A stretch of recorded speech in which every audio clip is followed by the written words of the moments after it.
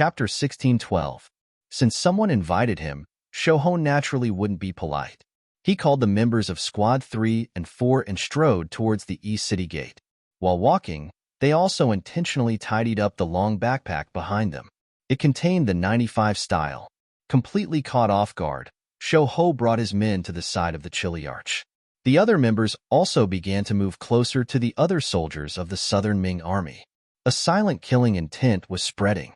The chili arch seemed to be a chatterbox, but he also seemed to have a friendly personality. When he saw Skinny Monkey standing in front of him, he walked up with a smile. Then, he noticed the long cloth bag and asked curiously, "Lord Bodyguard, may I know what this is?" "Why? Do you want to know?" Shoho didn't have any intention to refuse. He smiled and took the long cloth from his back and placed it in front of the chili arch. "Ah, can I see it? In that case, I'd like to broaden my horizons." The chili arch chuckled with an intrigued look on his face. It seemed that everyone was very curious about the unknown. At this moment, not only the chili arch, but the other Southern Ming soldiers also came to the side of the Langia Special Forces members with curious looks. Even the Southern Ming soldiers who were responsible for guarding the civilians also gathered. "Oh, I see. Then I'll show it to you. This is the secret weapon prepared by Lord Baikuin." Skinny Monkey-like laughed, then gave a look to the other Special Forces members. Then, the long cloth strip was slowly opened, and the black gun body appeared in front of the Southern Ming soldiers. Most of these Southern Ming soldiers were people who rebelled with the three provinces King Zhu Huitu. But after Baikuin surrendered to the Southern Ming army, they also changed and became part of the Southern Ming army. For people like them, their military quality was very ordinary, not to mention their knowledge. For people like them, firearms were something they had only heard of and had never seen with their own eyes.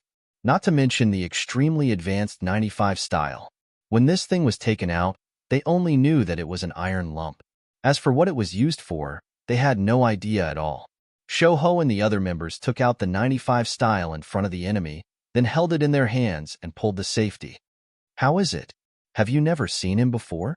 Let me tell you, this is the newest firearm. Its name is the 95 style. How about this? There's no point in just talking about it. I'll show you all their might so that everyone will have more confidence when it comes to defending the city." Yes. Let us take a look, and we will be more confident." The Southern Ming soldiers nodded in agreement. They didn't know that at this time, they had already taken a step into the gates of hell. Skinny Monkey and the others didn't expect things to go so smoothly. Each of the team members quickly communicated with each other with their eyes. Skinny Monkey even straightforwardly made a hand gesture. This was not only for the 59 team members beside him to see, but also for Captain Tai Tiger, who was a mile away. He was sending the signal to attack. Fire! Everything was ready. The chili arch was still standing together with the soldiers, waiting to watch the show. Suddenly, they realized that the black muzzles were pointed at them. Before they could react and understand what was going on, gunshots rang out. Bullets flew out from the muzzles as if they had eyes and hit their bodies. In exchange, the Southern Ming soldiers fell to the ground one after another. Their bodies were strangely identical, with bullet holes that were bleeding. At such a close distance, and when the enemy wasn't prepared, the 1,000 Southern Ming soldiers didn't even have time to react before they fell to the ground one by one. The originally bustling East City Tower instantly became much more spacious. Charge! Tai Tiger was overjoyed when he saw all of this. Skinny Monkey and the others had successfully completed their mission and occupied the East City Gate. Now, it was time for him to launch his attack. He stood up and gave the order to the other members of the Special Forces to charge. At the same time, he raised his hand and shot a red signal flare into the sky, signaling to the 5-star Army cavalry outside the city to attack. The first to be frightened by the sudden change on the city tower were the commoners who were driven into the city. Just a moment ago, they saw the Southern Ming soldiers surrounding Skinny Monkey and the others. But in just a short while, all of them fell to the ground and became corpses. What kind of powerful weapons were these people holding? Also, if these people wanted to attack them with guns, what should they do? Wait for death? Even at this time, the commoners were still cowering and huddling together. No one thought of resisting with their lives. It had to be said that this was also a kind of tragedy. Someone once said that when the Japanese invaded China, 2 Japanese soldiers were enough to watch over 2,000 people and make them not dare to act rashly. That was a scene that people didn't dare to imagine. But this was the most realistic portrayal of what happened to the commoners. This was the behavior of the foolish commoners. The way they were educated made them listen to everything that happened. Without anyone leading them, even if they knew that they would die, they would still accept it. They didn't even have the thought of resisting. It really made people angry, and sad. However, this kind of thing wouldn't happen in the future. After becoming a young citizen, they would be educated and learn how to read and learn. At that time, they would know that people's lives were equal. If others wanted to kill them, they would kill them back. This was a legitimate defense and also a result of human nature. In this way, if someone wanted to harm the Han people in the future, they would have to wait for the countless Han people to stand up and resist them. At that time, even if you were a devil, the commoners would work together to tear you to pieces and defeat you. Back in the real world, Tai Hu and the others started to charge. After the southern Ming soldiers on the city tower noticed that something was wrong, they started to send troops to attack the city gate. Instantly, gunshots rang out and the soldiers of the South Ming dynasty fell into a pool of blood. When Tai Hu and the others started to charge, Skinny Monkey also came in front of the commoners and said loudly to them, "We are the 5-star army. We are here to save you. In order to survive, please help us open the city gate and welcome the 5-star army into the city. Don't worry, at that time, no one will be able to threaten your lives. As long as your actions are reasonable and legal, you will be the proud Han people in the future. No one will dare to bully you anymore. I can guarantee that." Hearing Skinny Monkey say that he was sent by the 5-star army to save them, there was no need for any guarantees. The commoners all became excited. In the past, there were some rumors about the 5-star army, saying that they were very good to the Han people. If there were people who didn't believe it, when they were defending the city, the 5-star army didn't use cannons to blast open the city gate and injure them. Therefore, at this moment, there was no need for Skinny Monkey to guarantee anything. All of the commoners chose to believe him. What are you waiting for? Open the city gate and let the 5-star army in. Among the commoners, someone finally reacted and shouted. The commoners were like this. Once someone took the lead, they could display unimaginable strength. With everyone working together, the thick city gate was pushed open. At this moment, smoke and dust could be seen rising from the east gate. That was the scene of the 5-star army's cavalry from the north and south of the city. Very good. You have used your actions to save your own lives. You have done very well. However, there are still many commoners like you who are being used at the other 3 city gates. If you are willing, you can come with us to save more commoners. As the saying goes, saving a life is better than building a 7-storied pagoda. Your chance to accumulate good karma has come. Of course, if you don't want to go, no one will force you. As long as you stay here, your safety will be guaranteed. Skinny Monkey was still using his words to encourage the commoners. This was because this step was the first step for them to change. Under Skinny Monkey's persuasion, and with the thought that saving people could accumulate good karma, the main reason was that many of the commoners' relatives were still at the other city gates and they indeed needed their help.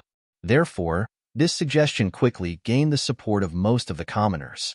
At this moment, more and more commoners responded, and Skinny Monkey's team continued to expand. Good, then everyone get ready. When the main cavalry of the 5-star army enters the city, we will go to the other city gates. At that time, how many commoners we can save will depend on you. Skinny Monkey was very satisfied with the commoners' performance and immediately grinned. In front of the city gate, Tai Hu led 7 small teams to snipe the South Ming army coming down from the top of the city gate. Those who were able to join the Wolfang Special Forces and pass the assessment were all very skilled. As for the marksmanship, it was the focus of their training. Not all of them were sharpshooters, but they were not far from it. When they unleashed their godly spear techniques, none of the southern Ming soldiers who rushed down the city walls were able to escape. They were all shot to death. Thousands of people rushed down continuously, but none of them could reach the city gate. The general guarding the east city was finally afraid. He no longer sent people to attack the city gate. Instead, he lit up a thick smoke and began to warn them. At this moment, Countless cavalry soldiers of the First Army entered the city through the East City Gate. At this point, the scales of victory began to tilt. Baikurin was still watching the performance of the Five-Star Army on the West City Gate Tower. When he saw the cavalry of the Five-Star Army constantly moving and the ground rumbling, he had already changed from the initial fear to the current calm. Chapter 16:13. In his opinion, this was simply the Five-Star Army's bluff. If they really had such strength, they would have charged into the city a long time ago instead of lingering here from morning to noon. It was as if they had nothing to do. Lord, thick smoke, thick smoke. A guard casually looked back out of boredom and saw the thick smoke rising from the east gate. Then, he exclaimed out loud, "What thick smoke?" Seeing how unsettled his guard was, Baikuin showed a disdainful expression. He was already thinking of kicking this person out of the guard team. After all, if he wanted to follow his own people, he needed to be calm because he was a hero of the southern Ming dynasty. As he spoke, Baikuin also turned around and saw the thick smoke rising from the east gate. At this moment, he completely forgot what it meant to be calm. He just stood there with his mouth wide open. He didn't know what to do. Wasn't there no Five-Star Army outside the east gate? Why is there smoke rising all of a sudden? What is going on? Could it be that someone had mistakenly lit the smoke signal? As soon as this idea came out, it was directly rejected by Baikuin. Even if there was a mistake, it should have been extinguished immediately instead of letting the smoke get bigger and bigger. In this case, there could only be one result. The East Gate was in danger, and it might have been breached by the Five-Star Army. What's going on? Where did the main force of the Five-Star Army come from outside the East Gate? How did they attack the city? Why didn't we hear the sound of cannons? As soon as he opened his mouth, he asked a series of questions. But regarding all this, no one knew what was going on, so naturally, no one could answer Baikuin's question. Report. Fortunately, it didn't take long before a scout from the city rushed to Baikuin's feet. What the hell happened? Tell me. Baikuin grabbed the scout's collar and asked with red eyes. Reporting to the general. That scout was also shocked by Baikuin's words. However, he still replied instinctively. The Five-Star Army suddenly appeared in the city and attacked from the inside. Now that the main force of the Five-Star Army has entered the city, all the city gates have become dangerous. General, please send reinforcements. When the scout's reply entered Baikuin's ears, he shook his head in disbelief. Impossible. How could there be Five-Star Army reinforcements in the city? Didn't we check it before? Where did they come from? Baikuin found it hard to believe the truth in front of him. If someone were to tell him right now that the Five-Star Army's reinforcements had flown over while his attention was focused on the cavalry below the city walls, he would definitely not believe it. But now, regardless of whether he believed it or not, things had already happened. What he needed to do now was to send reinforcements.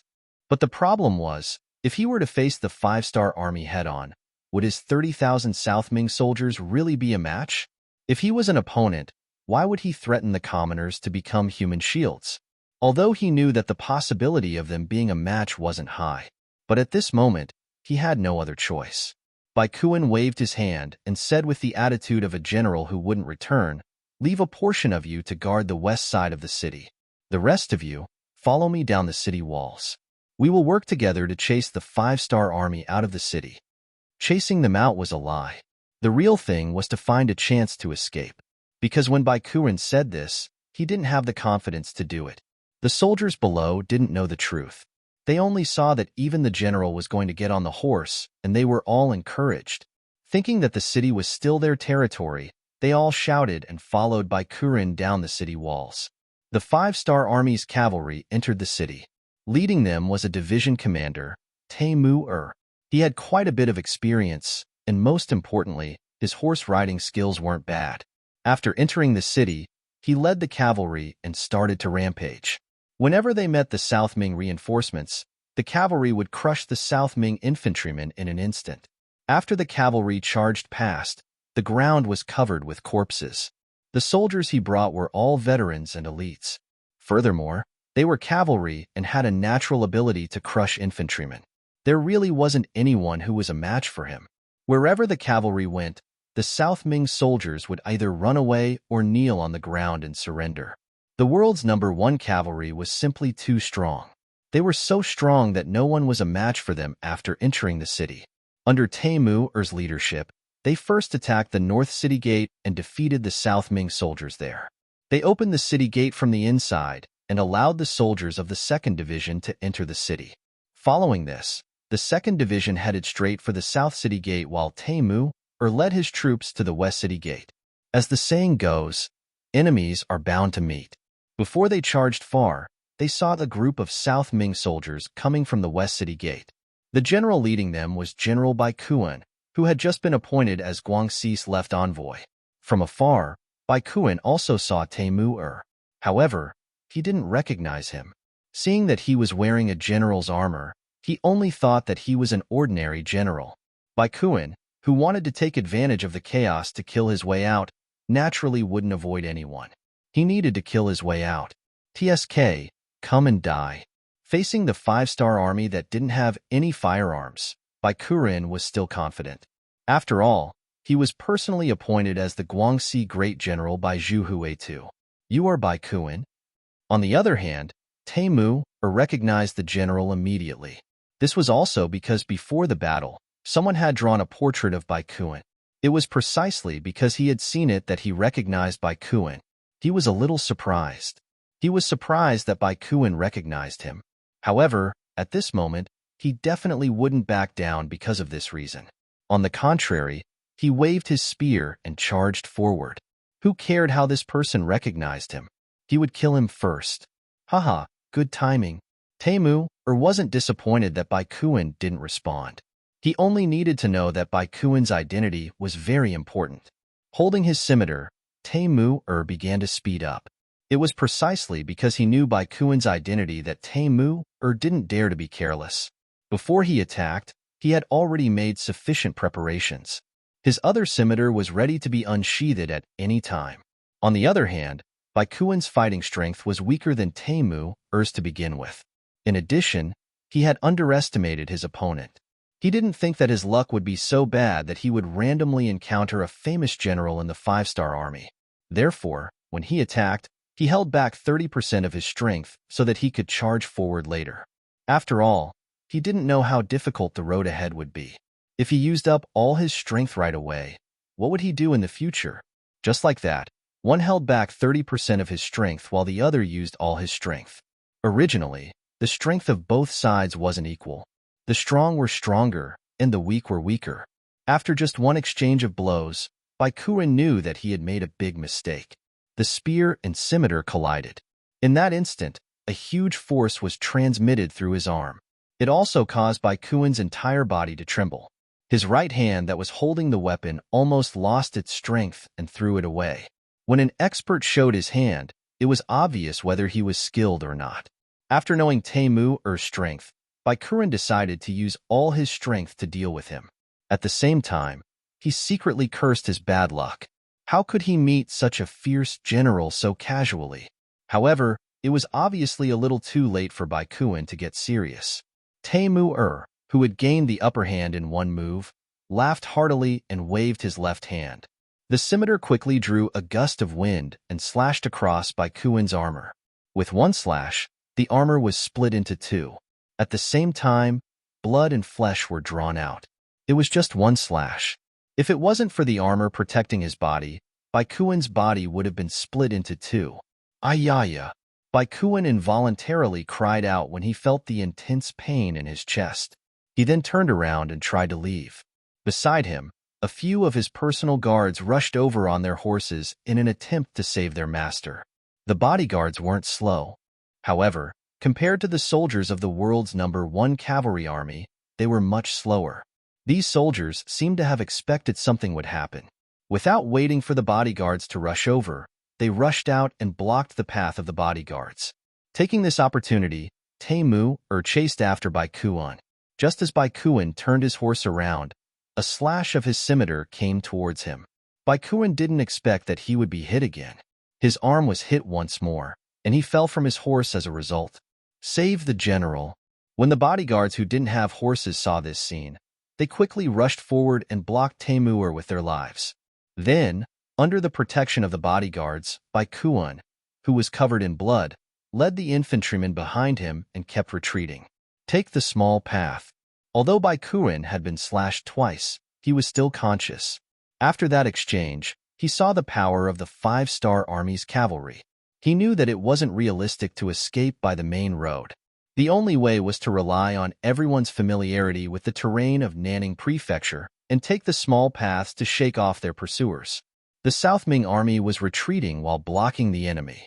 Along the way, they left behind more and more corpses. Hence, Baikuan was getting further and further away from Taimu. He was now 70 steps away. Let's stay. Seeing the fat meat in his hands trying to slip away, how could Taimu agree?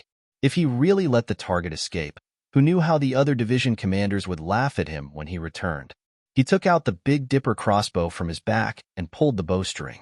The Big Dipper crossbow was the exclusive weapon of the world's #1 army. Because the materials used to make it were expensive, it wasn't easy to make. Hence, the only army that could use it was the world's #1 army. When the Big Dipper crossbow was taken out, the so-called South Ming army became a target that couldn't withstand a single blow. Faced with the crossbow that could fire 7 arrows at a time, and the speed at which the arrows were loaded and loaded was extremely fast, a large number of South Ming soldiers fell in just 2 waves of attacks. Chapter 16:14. Some of them had already become corpses, while others had knelt down and surrendered out of fear. This caused Taimu to have no obstacles in his way. With a loud laugh, Commander Taimu leapt out on his horse and headed straight for the injured Baikuan.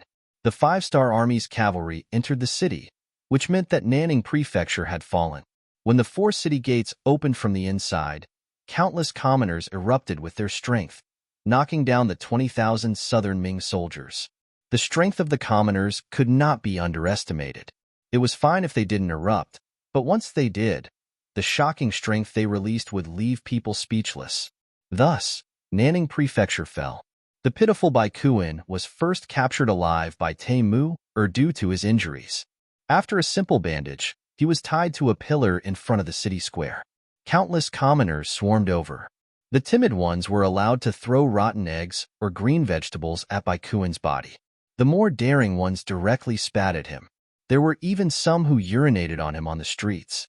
As for the more daring ones, they used sharp daggers to slice off Baikuan's flesh under the supervision of the 5-star Army soldiers. This was a punishment worse than death by 1,000 cuts. All of this was because Baikuan wanted to force the commoners into a state of certain death. Now, retribution had arrived. If he had known that this would happen, he would not have chosen to use the commoners as a human shield even if he was beaten to death. Afterwards, when Baikuan's matter was intentionally spread to the various prefectures of southern Ming, all of the generals fell silent. They originally thought that the 5-star Army's slogan of loving the commoners was a weakness that could be used against him. If they did it well, they might be able to turn defeat into victory. But now, Baikuan had done this. Not only had he died without a burial place, but even his family had not received any benefits. All of them had died. With this living example in front of them, they could not help but learn from it. They did not want to become the second Baikuan. As for how the 5-star Army appeared in the city, this matter became a mystery and many people had a question mark in their hearts. Nanning House was taken down. As the capital of Guangxi, this had a huge meaning and alerted the South Ming troops in the other provinces. Right now, no one doubted whether the 5-star Army would be able to conquer Guangxi. What they were thinking about was whether the 5-star Army would continue to expand after conquering Guangxi. This was something that everyone was concerned about. Time passed day by day. After Baikuan was killed and Nanning Prefecture was broken through, the other prefectures in Guangxi all surrendered, to the extent that the world's 1st Cavalry Army, Cold Front's 2nd Division, and Russia's 1st Division had no choice but to fight on different fronts. However, even if they split up their forces, their progress was still very fast. Without encountering any tough battles, the 5-star Army's vanguard would often open their doors and surrender. Just like this, in less than a month, the entire Guangxi region was under the influence of the 5-star Army. Yang Chendong had also achieved his goal when he first came to Yunnan House, which was to completely control Yunnan, Guizhou, and Guangxi. In the 6th month of 1467 AD, when everyone's attention was on whether the five-star army would continue to expand, Commander Xiaofeng's 2nd Division suddenly went south from Guangxi's Lianzhou Prefecture. With the firearms in their hands, in a short 10 days, they took down Guangxi's Gaozhou Prefecture and Liizhou Prefecture. This action shocked Guangdong's chief, Minister Yang Xian, who had been paying attention to the five-star army. Previously, his staff had made many hypotheses, but they did not think that the five-star army would make a move on Guangdong. This sudden action made Yang Xian feel somewhat at a loss. Afterwards, he anxiously called for a meeting of Guangdong's rank 4 civil and military officials to discuss a solution. In the meeting, everyone was arguing incessantly. Some people felt that the five-star army was not to be trifled with. If they rashly attacked, not only would they have no chance of winning, it would also easily drag the entire Guangdong region into the flames of war. In the end, they would follow in Guangxi's footsteps. If that happened, everyone would be sinners. There were also people who felt that it was fine to attack, but they had to obtain the emperor's orders. Otherwise, they would be acting without a valid reason. If the five-star army only wanted to take over these 2 prefectures and did not intend to start a war on Guangdong, then if they took the initiative to attack, wouldn't they be forcing the five-star army to make a decision? After all, there was news from the front lines that the five-star army wanted to take over Liizhou Prefecture because it was close to the sea. It was convenient for the five-star army to transport supplies to the 3 provinces. This was a bit forced. Taking over other people's land to transport supplies was a bit too much. However, in the end, who asked the five-star army to be so strong? This method was not reasonable, but it was somewhat reasonable. There were also people who wanted to directly attack back. The people who made this suggestion were mostly generals with lower statuses. They felt that the five-star army taking over Gaozhou and Liizhou was already a provocation to the entire southern Ming Empire. If they did not attack back, where would their face be? Facing all kinds of thoughts, there was still no final decision even when the sky turned dark. Yang Xian could only announce the end of the meeting and return to his own residence's backyard.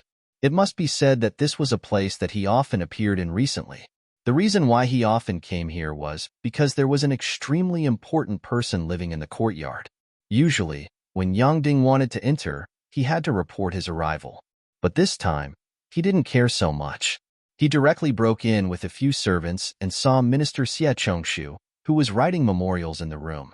Xie Chong, Minister of Rights of the Southern Ming Empire. A month ago, he was ordered by Emperor Zhu Qizhan to Guangxi to prepare to negotiate with Bugnam of Gojoseon. But no one knew that Xie Chongshu was very afraid of death in his bones. There were no more records of this person in history. Only some unofficial records recorded that he was once a grand scholar, but his ranking was not very high. The reason why he was able to become the Minister of Rights was because there was no one in the southern Ming Empire. In addition, he was willing to give money to those eunuchs. Because he was afraid of death, Xie Chong walked slowly the entire way.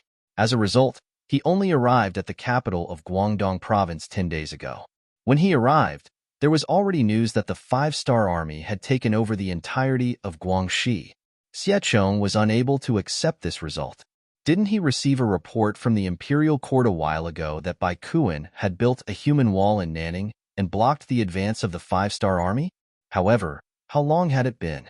How could the entire territory be taken over by the five-star army? Since Guangxi was gone, Xie Chong's mission was also gone. He quietly entered Sir Yang Fu's residence without alerting anyone. From his point of view, it was very likely that the imperial court would send a new decree. At that time, he could return to the capital and leave this dangerous place. However, who would have thought that the five-star army would take an inch and want a mile? Not only did they take over Guangxi, they even sent troops to occupy Gaozhou and Liizhou. This was not something that the southern Ming Empire could tolerate. Thus, he wrote another letter to the imperial court and waited for the new decree. Others did not know that Xie Chong had come to Guangdong, but as the host, Yang Xian, was very clear. Xie Chong lived in the backyard of his residence. If he wanted to see him, he could do so after notifying him. Tonight, he suddenly barged into the courtyard because he wanted to ask what the emperor and the imperial court were thinking. Facing the aggressive five-star army, whether they wanted to fight or make peace, they had to give an explanation. "You're here. Have a seat. Xie Chong did not care about Yang Xian barging in at night. This was someone else's residence. If they wanted to come in, they could come in. Why would they need his permission? Not to mention, he also had some things to say to Yang Xian. Lord Minister, the situation outside is very chaotic. It is very difficult for me. After sitting down, Yang Xian began to complain. I know. Lord Yang, don't worry. I have already sent an urgent letter to the imperial court. I believe that there will be a reply soon. Don't worry. Xie Chong was already panicking. However, in order to stabilize the morale of the soldiers and the people, he pretended to be comforting. Hearing that the letter had been sent, Yang Xian's expression became much better. Presumably, the imperial court would not blame him for losing Gao Zhou and Lei Zhou after knowing that the 5-star army had sent out such a powerful force. If that was the case, it would be much easier to deal with this matter. At this moment, he was also grateful that Minister Xie Chong was here. At least, his position was not the highest. If something really happened, he would not have to take the blame.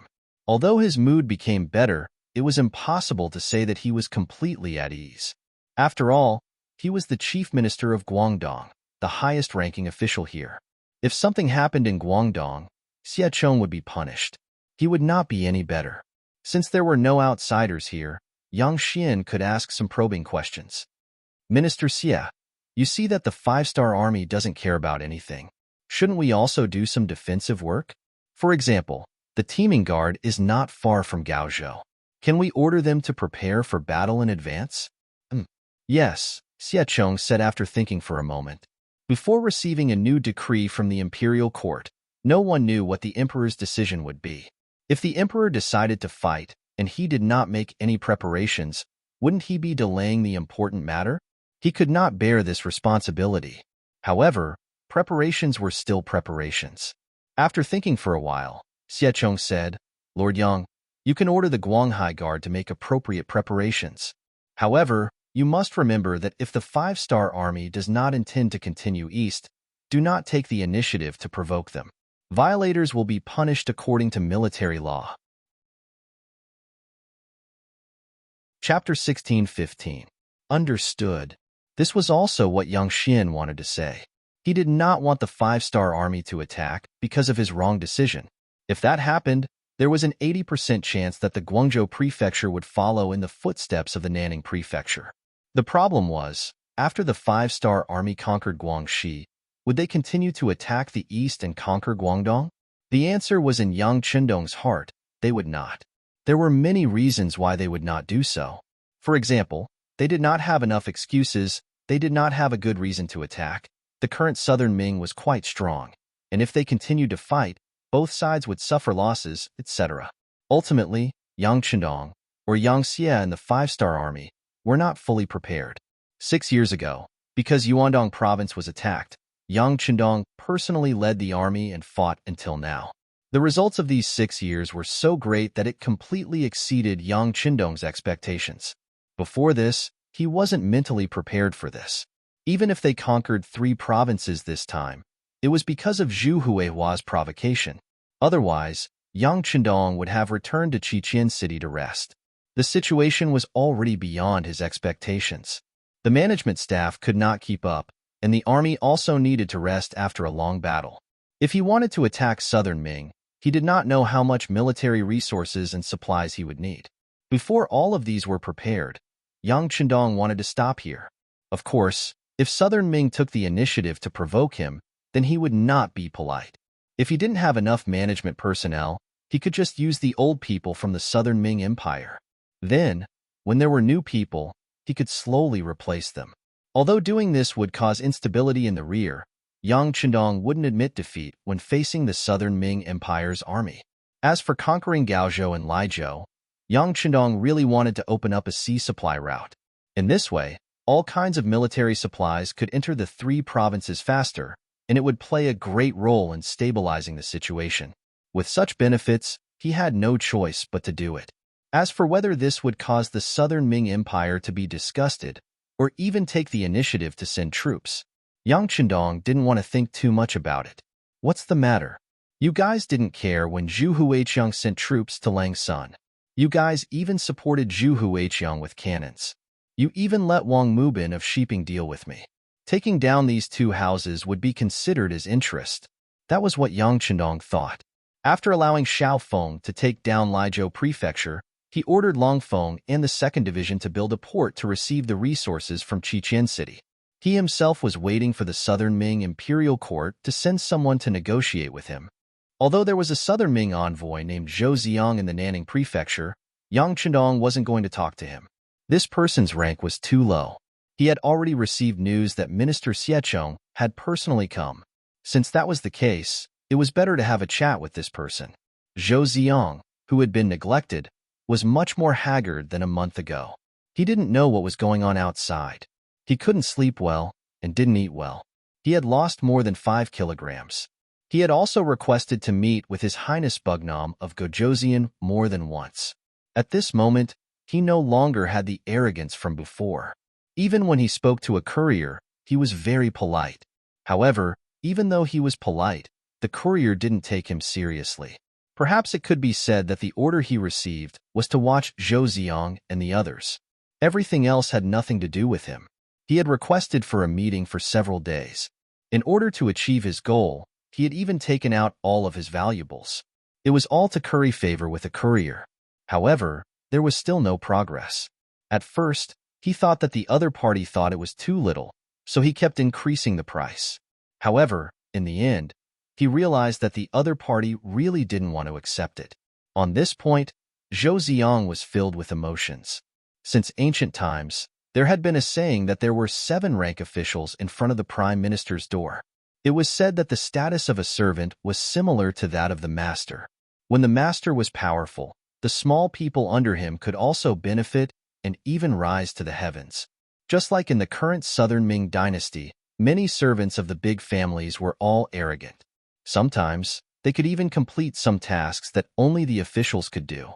When they returned, they would receive some benefits. This was something that everyone tacitly agreed upon. After all, many things that the master wanted to do required the servants to complete. Why didn't this work in the 5-star army? Just from this small matter, one could see the power of the 5-star army.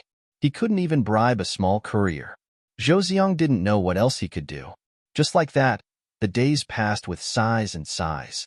Until one day, Ba Daojiang suddenly appeared in the courier. When Zhou Ziang saw the other party, tears actually flowed out of his eyes. It was as if he had seen his family after many years. At this moment, Zhou Ziang was indeed very emotional. He had finally met someone who kept his word. Assistant Minister Zhou, what happened to you? Could it be that someone mistreated you? Ba Daojiang was also shocked by the tears flowing out of Zhou Ziang's eyes. He instinctively thought that someone had done something unfavorable to the Southern Ming dynasty. No. Seeing that Ba Daojiang had misunderstood, Zhou Ziang shook his head and said, "We are very good here. There is enough food and drink, and there is a lot of variety. It is really good." This wasn't to say that Zhou Ziang was flattering, but it was the truth. When it came to food, Yang Shi would never be thrifty or diligent when it came to it. Using a sentence that Yang Chendong once said, if one wanted to change every day, they wouldn't even be satisfied with food. If they couldn't change, then what change was there to change? Oh. Ba Daojiang nodded his head in satisfaction after hearing this. He also didn't believe that someone would dare to do such a thing. The 5-star army rewarded the soldiers with great merits very generously, but at the same time, the punishment for the soldiers who made mistakes was also very severe. It was just like how the soldiers didn't dare to accept Zhou Ziang's money. Because once they accepted it, it wasn't a matter of whether they could keep their money, but whether they could keep their lives. At that time, their family would also be humiliated because of it. Everything was just for a bit of money, but they had to pay such a heavy price. It was no wonder that although the soldiers were tempted, none of them dared to accept the money. Ba Daojiang knew that there wasn't a problem with the treatment, but he was even more curious. Why was Zhou Ziang crying when they met again after not seeing each other for more than a month? Speaking of which, they didn't have much of a relationship before, and this was only the second time they met. Moreover, the experience of meeting for the first time wasn't something that could make one happy, right? How could Ba Daojiang understand Zhou Ziang's emotions? After all, If he hadn't been imprisoned for more than a month, he wouldn't be able to understand that feeling. It was just that the smart Zhou Ziang would not voice out his feelings during this period of time. If he had the slightest bit of resentment, he was afraid that he would provoke the other party and leave in a huff. If that happened, he would not be able to call out to the heavens and the earth. He did not know how long he would have to endure. Not only did he not dare to complain, he also pretended to be fawning and asked, "Sir, is Bugnam of Gojoseon here to see this official?" "Oh, that's not it." Ba Daojiang became more serious when they talked about serious matters. Little did he know that the moment he said this, Zhou Ziang's mood instantly fell to the bottom. If he wasn't here to see him, was he just here to greet him? Or was he here to see if he and the others were dead? Or was he here to end his life? When he thought of the latter, Zhou Ziang's face turned green, then quickly turned pale. It was obvious that he was really afraid. Ba Daojiang saw Zhou Ziang's expression and already guessed what he was thinking. He couldn't help but chuckle and say, "Assistant Minister Zhou, don't think too much. This time, I'm here on Bugnam of Gojoseon's orders to let you and the others go. We've already received news that your Minister of Rights, Xie Chong, has arrived at the Guangzhou government. Since he's here, it's better to let him handle the negotiations. You can go back now and inform Minister Xie to come to the Nanning government. At that time, Bugnam of Gojoseon will also arrive at the Nanning government. If there's anything, it's better to discuss it in detail there." After saying this, Ba Daojiang seemed to have thought of something and added, "By the way, Bugnam of Gojoseon is busy with military affairs and has many things to deal with. Therefore, I hope that Minister Xie can arrive at the Nanning government as soon as possible. If it's too late, I'm afraid that Bugnam of Gojoseon won't be able to hold back and continue to mobilize his troops. If that happens, then no one can be blamed. That's enough. I've delivered the message, so I'm leaving. Assistant Minister Zhou, you can pack up and leave with the diplomatic group as soon as possible." Ba Daojiang didn't care about Zhou Ziang's reaction. After saying this, he turned around and left, leaving Zhou Ziang with his back to him. Zhou Ziang stood in the same place for more than 10 breaths. After pondering over Ba Daojiang's words, Zhou Ziang suddenly let out a scream. Then, he shouted, "Hurry, hurry, pack up, we're leaving now, right now." In the Three Provinces King's residence, Yang Chendong was talking to Yao Yingjun in the main hall. The entire Guangxi had become one of Yang Xie's territories. Yunnan and Guizhou had begun to stabilize after more than a month of turmoil, so Yang Chendong had no need to stay here. After all, he wasn't Zhu Huiyun, nor was he the Three Provinces King. In his eyes, there was only a palm-sized area. He called Yao Yingjun over to listen to his work report and the next step of the work plan. Fortunately, after more than a month of learning, Yao Yingjun had begun to adapt to his current work, and he was getting better and better at it day by day. In front of Yang Chendong, Yao Yingjun roughly explained the plans of the three provinces for the next few years. The main focus was on the migration of the people, distribution of land, and economic development. Chapter 16:16. In the process of listening to the report, Yang Chendong would add some of his own opinions from time to time. Yao Yingjun kept nodding as he listened, and then took notes. Evidently, being able to hear Yang Chendong's direct teachings was something that all of the Yang Xie officials were envious of. It took more than 2 hours for the report to be completed. At the end, Yao Yingjun looked at Yang Chendong and said, "Sixth young master, I have a request that I hope you can agree to." "What is it? Tell me." Yang Chendong thought that Yao Yingjun wanted financial support. After all, it was impossible to move without money. "Sixth young master, I would like to send my wife, Julian, to Qiqian City. As you know, I will have a lot of work to do. I'm afraid that I won't have time to take care of my family in the near future, so how is this about not having time to take care of his family?" Yao Yingjun was basically handing his family's weakness to Yang Chendong. Soon, he would become a high-ranking official in the local government, a high-ranking official with real power in his hands. Moreover, he was so close to the southern Ming dynasty. Who knew how many people would want his position and play tricks behind his back? In order to prevent Yang Chendong from suspecting him, Yao Yingjun decided to send his family to Qiqian City. This way, the trust level would be much higher. For Yao Yingjun to make such a decision, it was enough to prove that he was a smart person. Yang Chendong liked to interact with smart people. This way, he could save a lot of effort. Of course, Yang Chendong was more concerned about old friendships. Ever since Yao Ingjun joined the Yang faction, he had been working in the secret battlefront. It was not easy for him to lead an army privately. Now that he had to send his family away in such a short time, it was too cruel for him. Yang Chendong didn't want to leave an impression that he couldn't tolerate or trust people. Therefore, when faced with Yao Ingjuan's request, he only said after a moment of silence, "Julian doesn't need to go to Crimson City. She has lived here since she was young, and I'm afraid she won't be able to adapt to other places. Without you accompanying her, it would be even more boring. This young master doesn't want to break apart a couple, ha ha ha." Yang Chendong actually refused. Although Yao Ingjun was happy, he was also anxious. This was the time for him to show his loyalty. He could not give up just because of Yang Chendong's rejection. Wouldn't that give others the impression that he was acting? More importantly, he would feel uneasy if he didn't reveal anything that could be used against him. At that time, he was afraid that there would only be other methods to monitor him. That would also be very uncomfortable. As such, Yao Ingjun decided to try again, saying, "Sixth young master, this subject has already discussed this with my wife, and she has agreed. All right, this young master can understand how you feel. However, Julian and you truly love each other, so it's best that you don't separate. Besides, you're tired from work and need someone to take care of you. How about this? Don't you have 2 children? Send them to Crimson City to study with this young master's princes and princesses. They'll have feelings for each other from a young age, and in the future, they'll be able to help them achieve greater things. Perhaps they'll be even more impressive than you, their father, ha ha ha." He had thought that Yang Chendong had rejected him because he had better methods to monitor him. However, after hearing this, Yao Ingjuan's tears immediately flowed out. Even though sending his 2 children to Crimson City was also a form of hostages. However, it was undeniable that this result was much better than sending Julian over. At least, as Yang Chendong had said, letting the children interact with each other would be very beneficial for the children's development in the future. Yang Chendong had already conquered a lot of land, and there was no need to say anything more.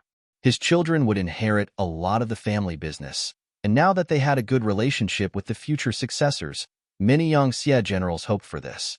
Now that it had fallen on his head, it would be a lie if he wasn't emotional. Yang Chendong didn't like to see people cry, especially men crying in front of him, so he quickly waved his hand and said, "All right, wipe your tears. If you want to thank the young master, you have to do the work at hand well. If there's anything you can't solve, you can send a telegram at any time. If there's anything disobedient, you can execute it and report it. The young master will support you." This was equivalent to receiving an imperial edict. Yao Ingjun once again prostrated himself on the ground and shouted, "Long live the king." However, everyone knew that it wouldn't take long for this to become 10,000 years. At this time, Yang Xie was so big that it had far surpassed the great Ming. If Yang Chendong didn't become an emperor, the people below would probably be unhappy. Yao Ingjun left with a grateful expression, and it was time for Yang Chendong to leave Yunnan. Immediately, 2,000 black cavalry followed to protect them, and the Third Army's commander, Wu Shang, personally led the troops to escort them. The group left Yunnan Prefecture and went straight to Nanning Prefecture. When Yang Chendong left the city, all the people in Yunnan Prefecture moved out. They came out of their own accord to send Yang Chendong off. It was because of this person's arrival that the people's lives had undergone earth-shaking changes. Not only did they no longer need to worry about war and personal safety, but everyone was also given a new piece of land and had a goal in life. This was something that many people had never dreamed of. Riding on the white dragon and looking at the scene of the people sending him off, Yang Chendong said emotionally to Yao Ingjun, who was sending him off, "Did you see that? Those who win the hearts of the people win the world. As long as the hearts of the people are there, there's nothing that can't be done. You local officials and officials must remember this." "Yes, this subject will remember," Yao Ingjun replied as if he had been taught something. Nanning Prefecture. Commander Tian, who was riding a horse outside the city. There were several teachers with him. They all knew that the 6th young master would visit Nanning Prefecture today. For this, not only did they clean up the city again, they also sent many cavalry to protect him. Today, the importance of Yang Qindong's safety was far greater than that of the Emperor of Southern Biming. There were many Nanning people in the welcoming team. They stood on both sides of the road either out of curiosity or out of gratitude. Without the Wolfang special forces sent by Yang Qindong, all the people would have been killed by the cannons. Just based on this point, it was worth everyone coming out of the city to welcome Bugnam of Gojoseon. There was another group of people in the crowd. There were many of them, about 1,000 people. They were wearing the Southern Ming official uniform that was somewhat out of place. They were the Southern Ming officials led by the Southern Ming Minister of Rites, Xiechong. After Zhou Ziang was allowed to leave Yunnan Prefecture, he rushed all the way to Guangzhou Prefecture and met the Minister of Rites, Xiechong. After repeating the words of Ba Dao River, Xiechong could no longer remain calm. He left Guangzhou Prefecture overnight and went straight to Nanning Prefecture. Xiechong couldn't guess whether Yang Qindong would continue to send troops or not. However, he definitely couldn't allow the 5-star army to send troops because of him. If he really did that, he was afraid that the emperor would be furious. He only had one head, and it wouldn't be enough to chop it off. After rushing for a while, he finally reached Nanning Prefecture before Yang Qindong. Xiechong was smart enough not to enter the city. In order to express his attitude, he decided to wait here for Yang Qindong to enter the city first. Although it was said that Yang Qindong already had the intention of lowering his head, but thinking about it, Yang Qindong was Wu Nanwang, who was recognized by the 2 emperors of the Great Ming Dynasty. It was not a big deal for a subject to be respectful to a king. Tianhu and the others could understand why Xiechong would appear here, especially when they saw that the Minister of Rites, who was so high and mighty, had to respectfully welcome their king at this moment. They felt even more honored. Didn't this also prove that the strength of the 5-star army was constantly rising? As everyone was looking forward to it, a black shadow finally appeared in the distance. Then, one after another, the bright 5-star army flag could be seen. It's Bugnam of Gojoseon. Everyone, line up. Tian, who saw that the troops were getting closer and closer, so he hurriedly shouted. This time, because Division Commander Xiaofeng was in Laizhou Prefecture supervising the construction of the harbor, he didn't rush to Nanning Prefecture. Thus, he became the boss here. If something went wrong, he would have to bear the main responsibility, so he couldn't help but be careful. Fortunately, the elite warriors of the world's #1 cavalry army were arranged everywhere, so safety shouldn't be a problem. About half an hour later, Yang Qindong's troops finally arrived in front of Nanning Prefecture's west gate. Tian, who had already brought everyone to stand on both sides, and saluted to welcome them. At the same time, his eyes were filled with excitement as he looked at Yang Qindong. Although they hadn't been apart for long, without Yang Qindong's command, the world's #1 cavalry army seemed to have lost its soul and felt all kinds of uneasy. Now that they could fight side by side with the 6th young master, of course everyone was excited. You've all worked hard. Yang Qindong, who was riding on the white dragon, returned a military salute when he arrived in front of Tianhu and the others. Then, his gaze seemed to intentionally look in Xiechong's direction, but he ignored him and entered the city accompanied by Tianhu and the others. In a distant corner, Vice Envoy Zhou Ziang said excitedly, Bugnam of Gojoseon saw us, he saw us. I know. What are you shouting for? What are you doing? Xiechong also saw this scene, but he wasn't very excited. On the contrary, he felt that Yang Qindong cared about ignoring him, which made him feel very uncomfortable. However, when he thought about how his strength was inferior, what else could he do besides lowering his head? Finally, Yang Qindong, who was surrounded by people, entered the city. Xiechong also tidied up his clothes and prepared to enter the city. Just now, not only did he see Bugnam of Gojoseon and Yang Qindong, but he also saw the might of the world's #1 cavalry army. It had to be said that this cavalry army not only had a large number of people, but they were also skilled in horse riding. Under their control, all the warhorses didn't make any sound, and none of the warhorses jumped out of the formation, which was very terrifying. Chapter 16-17. It must be known that these were livestock, not humans. To be able to make them so obedient, it must have taken a lot of effort. Based on this, it could be seen that this cavalry was not ordinary. Xiechong, who had learned riding and archery, had his own horse. He still remembered that it took a long time to tame it. In the end, he was only able to ride it. He could not reach the level of familiarity with it like the cavalry in front of him. Even a single horse could not do this, let alone so many war horses. From this point, this was an army that was not easy to deal with. Coincidentally, in the entire southern Ming army, there were no decent cavalry. Due to the environment, the 5 million soldiers of the southern Ming army were almost all infantrymen. Comparing them, wasn't it obvious who was superior? Thus, Xiechong had a rough understanding of the strength of the 5-star army. In his heart, he was thinking that it would be better if he could negotiate. As long as Bugnam of Gojoseon's request was not too excessive, so what if he satisfied him? After all, if they really fought, the southern Ming army's chances of winning were too low. Yang Chendong naturally did not know that the world's #1 cavalry army's formation to welcome him would scare Xiechong. After he entered the city, he stationed himself in the largest courtyard in the city. This was a place that Tian Hu specially prepared for Yang Chendong to rest. The courtyard was very clean. There was a rockery, a garden, and a pond. The environment looked very good. You are considerate. After Yang Chendong roughly looked around the courtyard, he nodded to Tian Hu in satisfaction. Then he said, "Go and arrange it. Let the southern Ming envoy come and see me." At this point, Yang Chendong did not intend to continue fighting with the southern Ming army. Since they were not fully prepared, they would stop fighting first. Of course, since he had the upper hand, he needed to ask for some benefits. He was also confident that the southern Ming army would agree to his request, because compared to him, the other side was not prepared for war. Not fighting. Tian Hu was shocked. After all, for a battlefield-killing god like him, if there was no war, it would not reflect their value. After asking this question, Tian Hu was somewhat regretful. He should not have questioned such a big matter.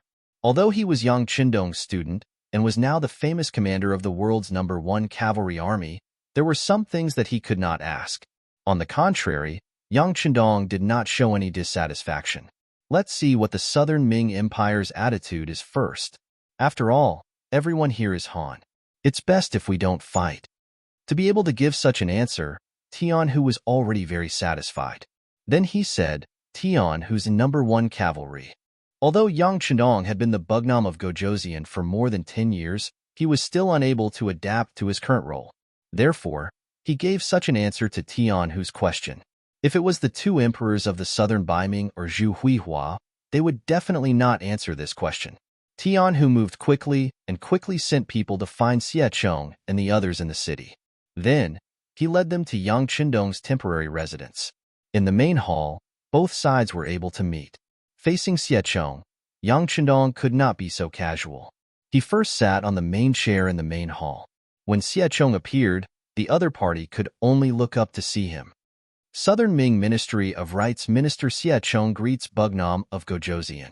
Ministry of Rights Left Assistant Minister Zhou Ziong greets Bugnam of Gojoseon.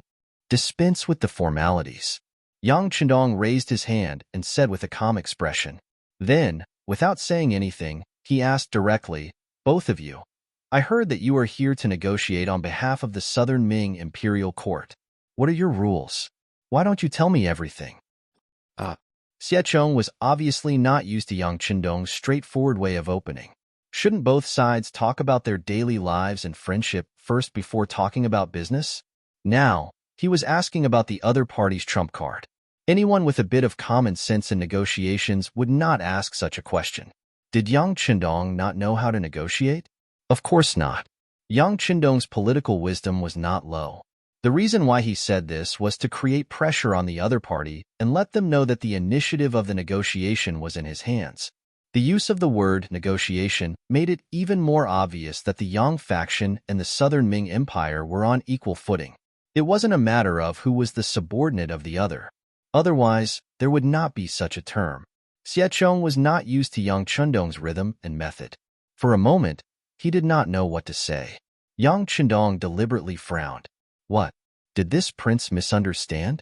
You are not here to negotiate, but to declare war? All right, this prince understands your intentions. Please go back now. Please also tell the Southern Ming Emperor that we will meet on the battlefield. Come, send the guests out. Yes. Beta Persei at the side immediately said and prepared to step out. This action gave Xie Chong a fright. Although some words were easy to say and unpleasant to hear, he really was here to negotiate on behalf of the Southern Ming Empire. Especially before the Southern Ming Empire was ready for war, it was better not to fight this war. And if the war continued because of him, the emperor would not be appeased even if he was killed. No, Bugnam of Gojosian misunderstood. We are indeed here to negotiate. Xie Chong knew that he could not continue pretending. In order to complete his mission, he had no choice but to lower his head at this moment. From the moment he said this, it also proved that he recognized Yang Xie and the Southern Ming Empire as existences on the same level. All right, then tell me your thoughts. Yang Qindong wanted this kind of rhythm. Facing the somewhat aggressive Yang Qindong, Xie Chong found that the words he prepared before could not be used. For example, the words that insisted that Yang Qindong was still a subject of the Great Ming Empire could not be said. This was because the other party was not afraid of war at all. On the contrary, he was the one who was afraid of war. However, there were still some words that needed to be said. Under Yang Qindong's guidance, Xie Chong opened his mouth. Prince Bugnam of Gojosian, Emperor Ingzong's intention is to allow you to establish a new power outside of the Southern Ming Empire.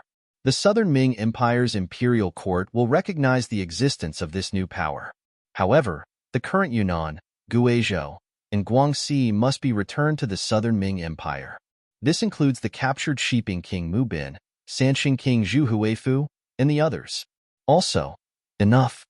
Just by listening to the beginning, Yang Qindong knew that the Southern Ming Empire did not see how powerful he was. At this moment, they were still holding on to unrealistic fantasies. Did they really think that he was just a king with a different surname and did not dare to fall out with the Southern Ming Empire? Yang Qindong did not make a move now because he was not fully prepared. He did not want more Han people to lose their homes and lives because of war. This was not because he was afraid. On the contrary, if he was really angered, even if he made a move now, he could guarantee that he would win this war. Moreover, the five-star army would definitely obtain the final victory. At most, he would have to pay a higher price and more Han people would die. It was because he considered the safety of the civilians that Yang Qindong decided to temporarily stop advancing. However, this did not mean that he was afraid. If Zhu Qizhan had such thoughts, then there was no need for this peace talk. Xie Chong's expression turned a little ugly when he was rejected after just 2 sentences. However, considering that the five-star army was at its peak, he suppressed the anger in his heart and said, however, I wonder what Bugnam of Gojosian's intentions are. This prince's intentions? It's very simple. As long as the Southern Ming Empire agrees to these requests, our Yang Xia army will stop advancing and guarantee that we will not invade. Oh? This lowly official is willing to listen to Bugnam of Gojosian's intentions. Hearing that the five-star army would stop advancing, Xie Chong was also interested. As for the so-called conditions, there was nothing to lose by listening to it first, right? Moreover, since you have brought up the conditions, we can discuss them later. Let's not talk about whether we can come to an agreement or not. At least, there was one point that could be delayed for a while. As such, under the gazes of Xie Chong and Zhou Ziyang, Yang Qindong opened his mouth. This war was originally planned by your Southern Ming Empire. Don't deny it. If it wasn't for your tacit approval, Zhu Huiqiu wouldn't have had the guts to attack Liangshan. Shiping King Mu Bin wouldn't have sent his men to kill this prince without orders and then personally led his troops to attack this prince. Also, the cannons used to attack this prince were also transported from your Southern Ming Kingdom, right? This should be enough to prove everything. All along, this prince has scrupulously abided by the duties of a subject. Even if the five-star army was extremely powerful and wiped out all the foreign races around the Great Ming Empire, this prince still respected the Great Ming Empire greatly. Not only did this prince not have the intention to attack, but this prince also provided large amounts of food to the imperial court. Furthermore, the price was so low that this prince had to use money to subsidize it. However, on the other hand, how did you treat this prince? Blindly wanting to kill this prince. Speaking of this, it really makes one's heart cold. Although it is said that if the ruler wants the subject to die, the subject has no choice but to die, this prince has done so many things for the great Ming Empire. Even back then at the Tomb of Castle, if this prince did not make a move, Ingzong would have already met with disaster. Since this is the case, this prince has already done his duty as a subject. Now that the ruler wants to kill this prince, then this prince will live for himself this time. When these words entered Xie Chang's ears, he couldn't help but lower his head. Many of the things that Yang Qindong had accused the Southern Ming Empire of were true. If they really wanted to make a fuss about it, then the Southern Ming Empire had indeed let down Yang Qindong. This was because all along, Yang Xie had always been the party that paid the price, and the Southern Ming Empire was the party that received benefits. However, the result now was that Yang Qindong had to die. This was too much of a bully.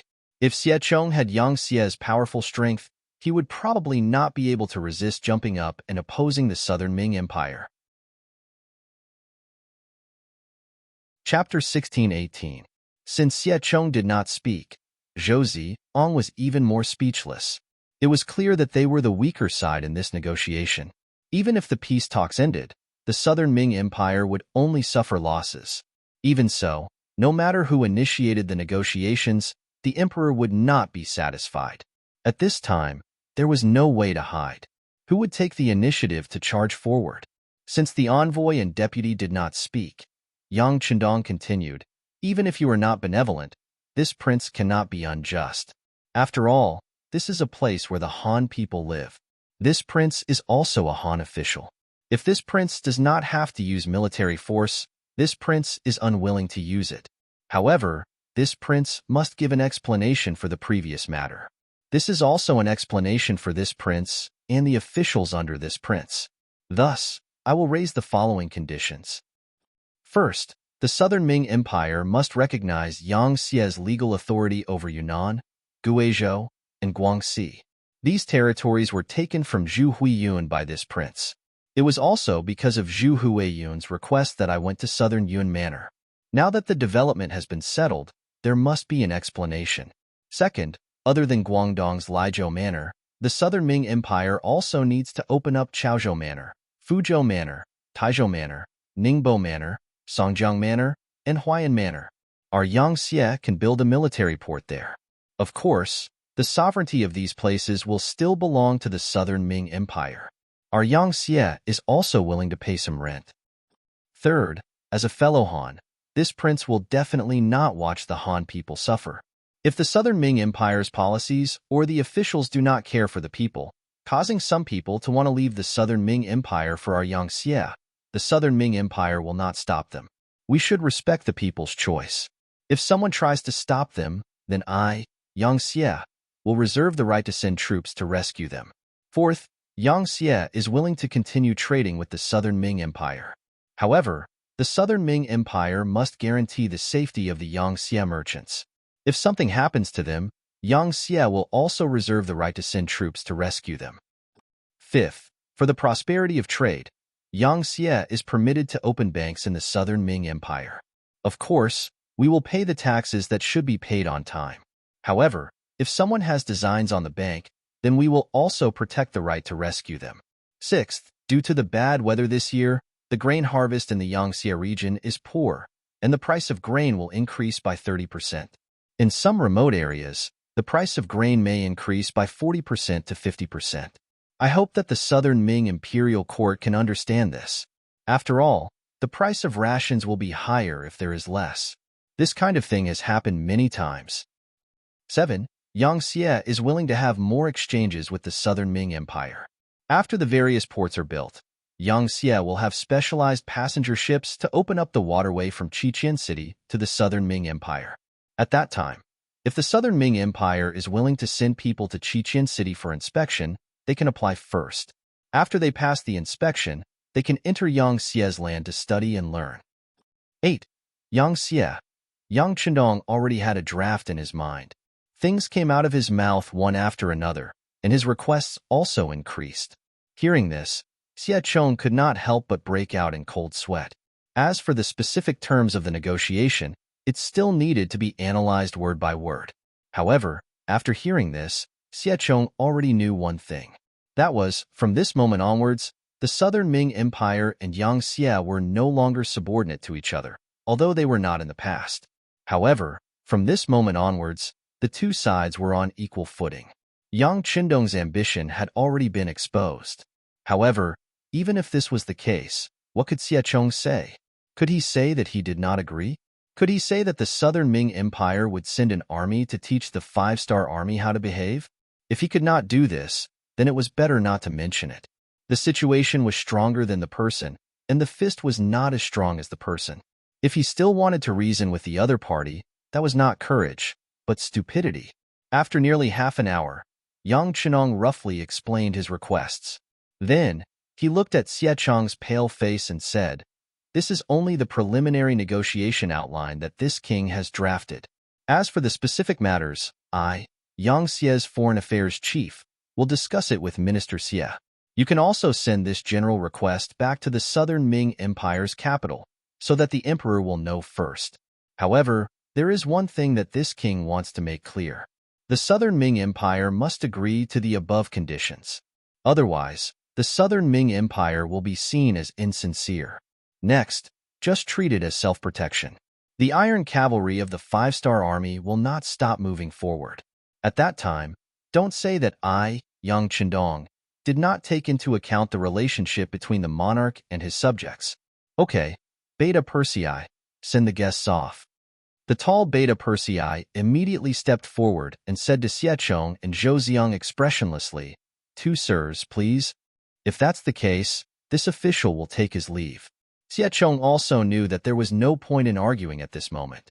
Rather than that, it was better to immediately write a memorial to inform the imperial court of Yang Chendong's request. As for what to do next, it was a matter between the emperor and the imperial court. He could no longer interfere. Xie Chong and Zhou Xiang finally left. At the back of the main hall, a similarly sturdy middle-aged man walked in. His face was dignified without being angry. Just by looking at him, one could feel a sense of ferocity. And he was Yang Xie's foreign affairs chief, Ma Dali. Generally, as a diplomat, they needed to look more amiable and friendly. This way, they would be more acceptable and their words would be more resonant. However, Yang Qindong did the opposite. His foreign affairs chief looked more frightening, and only this could better intimidate some people. After all, the current Yang Xie was incomparably powerful. The so-called negotiation ultimately depended on the strength of both sides. Otherwise, there wouldn't be the saying of weak countries having no diplomacy.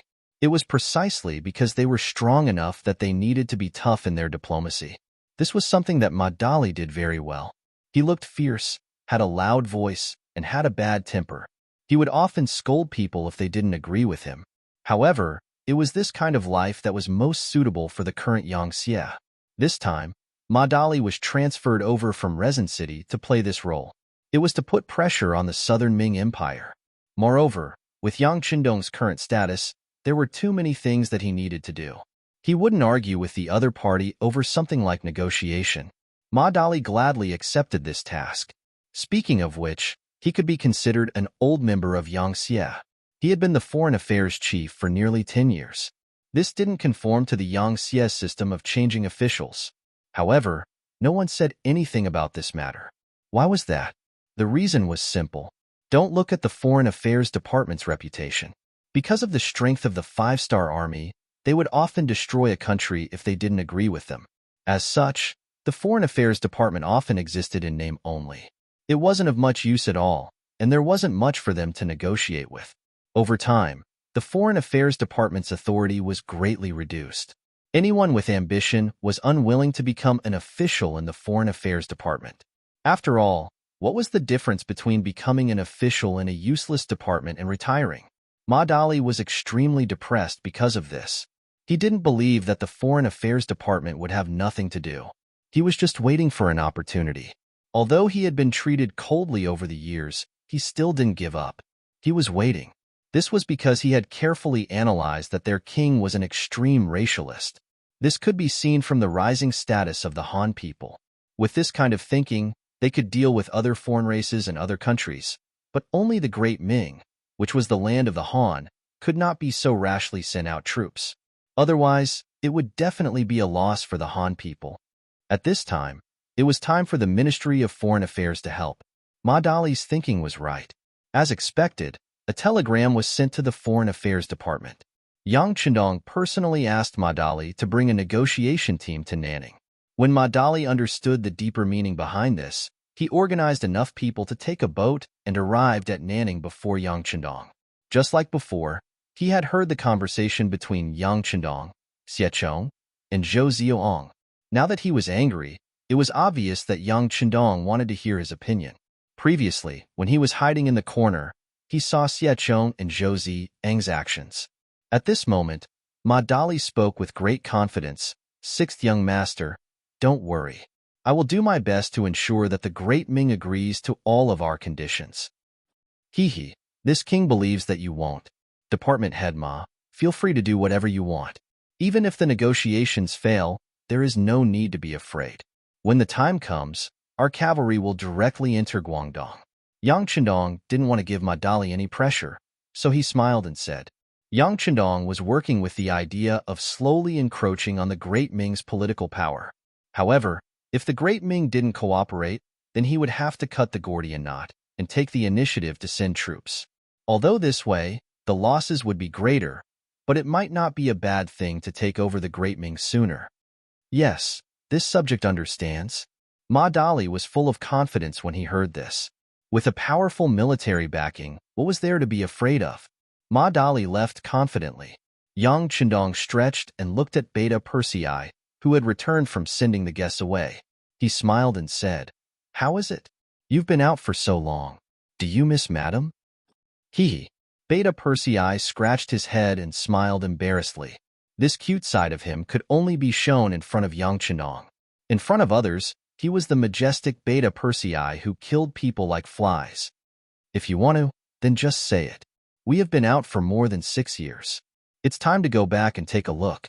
When Beta Persei smiled, Yang Chendong already knew the answer and smiled as well. Over the years, Beta Persei had many women by his side when he was out on expeditions. Every time he captured a place, the powerful logistics department would organize the local women of different races to serve the 5-star army. At Beta Persei's level, the women who could be sent to his side were all beautiful women of different races. However, they were still not as good as his wife at home. Can we really go back? This little one, I really miss my children. Beta Persei smiled. Chapter 16-19. If you miss your wife, just say so. Yang Chendong chuckled, then waved his hand and said, Okay, tell the Black Cavalry to pack up. The ship that will take us back to Qiqian City should arrive at Lijiao Prefecture soon. We'll ferry home from there. Yang Chendong was going back to Qiqian City. He had been out for more than 6 years.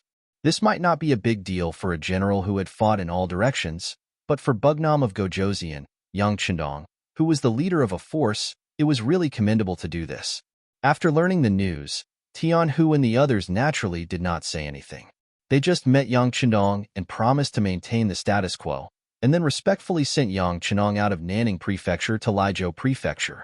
As Yang Chendong boarded the ship and headed for Qiqian City, some changes also took place in the palace of Qiqian City.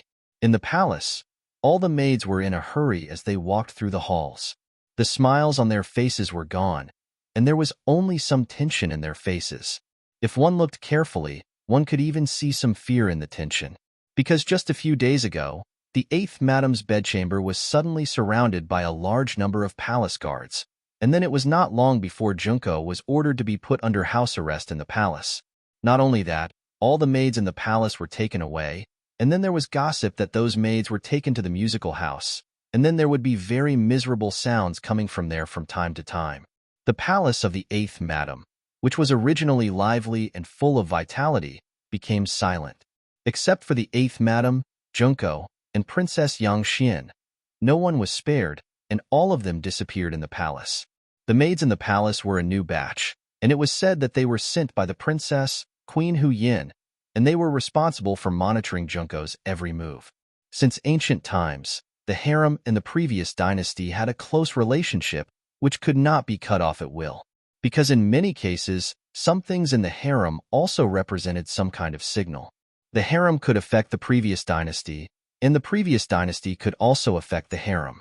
The 8th Madam was suddenly put under house arrest. Although the news was not publicly spread, some officials in Chichen City still knew about it. After all, it was so big that it was impossible for people to ignore it. In the original palace of Bugnam of Gojoseon, everyone got along very well. The princess, Hu Yin, was educated and polite, and she was not a troublemaker. Although the other madams had different temperaments, most of them were born poor, and they wanted to fight in the palace. They did not have any clever means.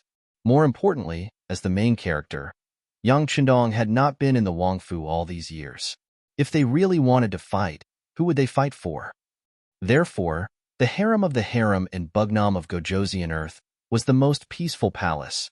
Nothing had happened in all these years, but they never expected that this incident would be so big. They didn't even give a reason to the outside world. The princess consort suddenly took action, and the 8th madam was put under house arrest. Of course, the so-called not giving a reason was because it was not publicly known, but most of the officials knew what was going on. That is, the 8th madam, as a native of Japan, had pleaded with Bugnam of Gojoseon for the survival of the ninjas in her country. No matter what the reason was, at least in the eyes of outsiders, Junko had a part to play in it. But now, the ninjas suddenly rebelled. Although they failed to assassinate Yang Chendong under the rock, their betrayal was exposed. The other two special ninjas, Kitamura and Yui Suzuki, also disappeared from the ninja base. This sudden disappearance of them from the 5-star Army's line of sight was enough to explain everything. They were now synonymous with danger and betrayal. Not to mention, more than a month ago, Bugnam of Gojoseon's 4th brother, Yang, was assassinated in Nanjing, the capital of the southern Ming dynasty. After investigation, the 5 assassins were all ninjas. All of this proved that they were dangerous. As the 8th madam, Junko, who had pleaded for them, naturally couldn't get away from this matter. The 8th madam was placed under house arrest, which made the palace that was usually very lively became silent. In a restaurant outside the Wang mansion, 2 middle-aged men were sitting and drinking. Because of their arrival, the entire floor they were in had been cleared. To be able to possess such authority, it was rare to see such a person in Crimson City. After all, this was the place where Wu Nan King's royal city was located.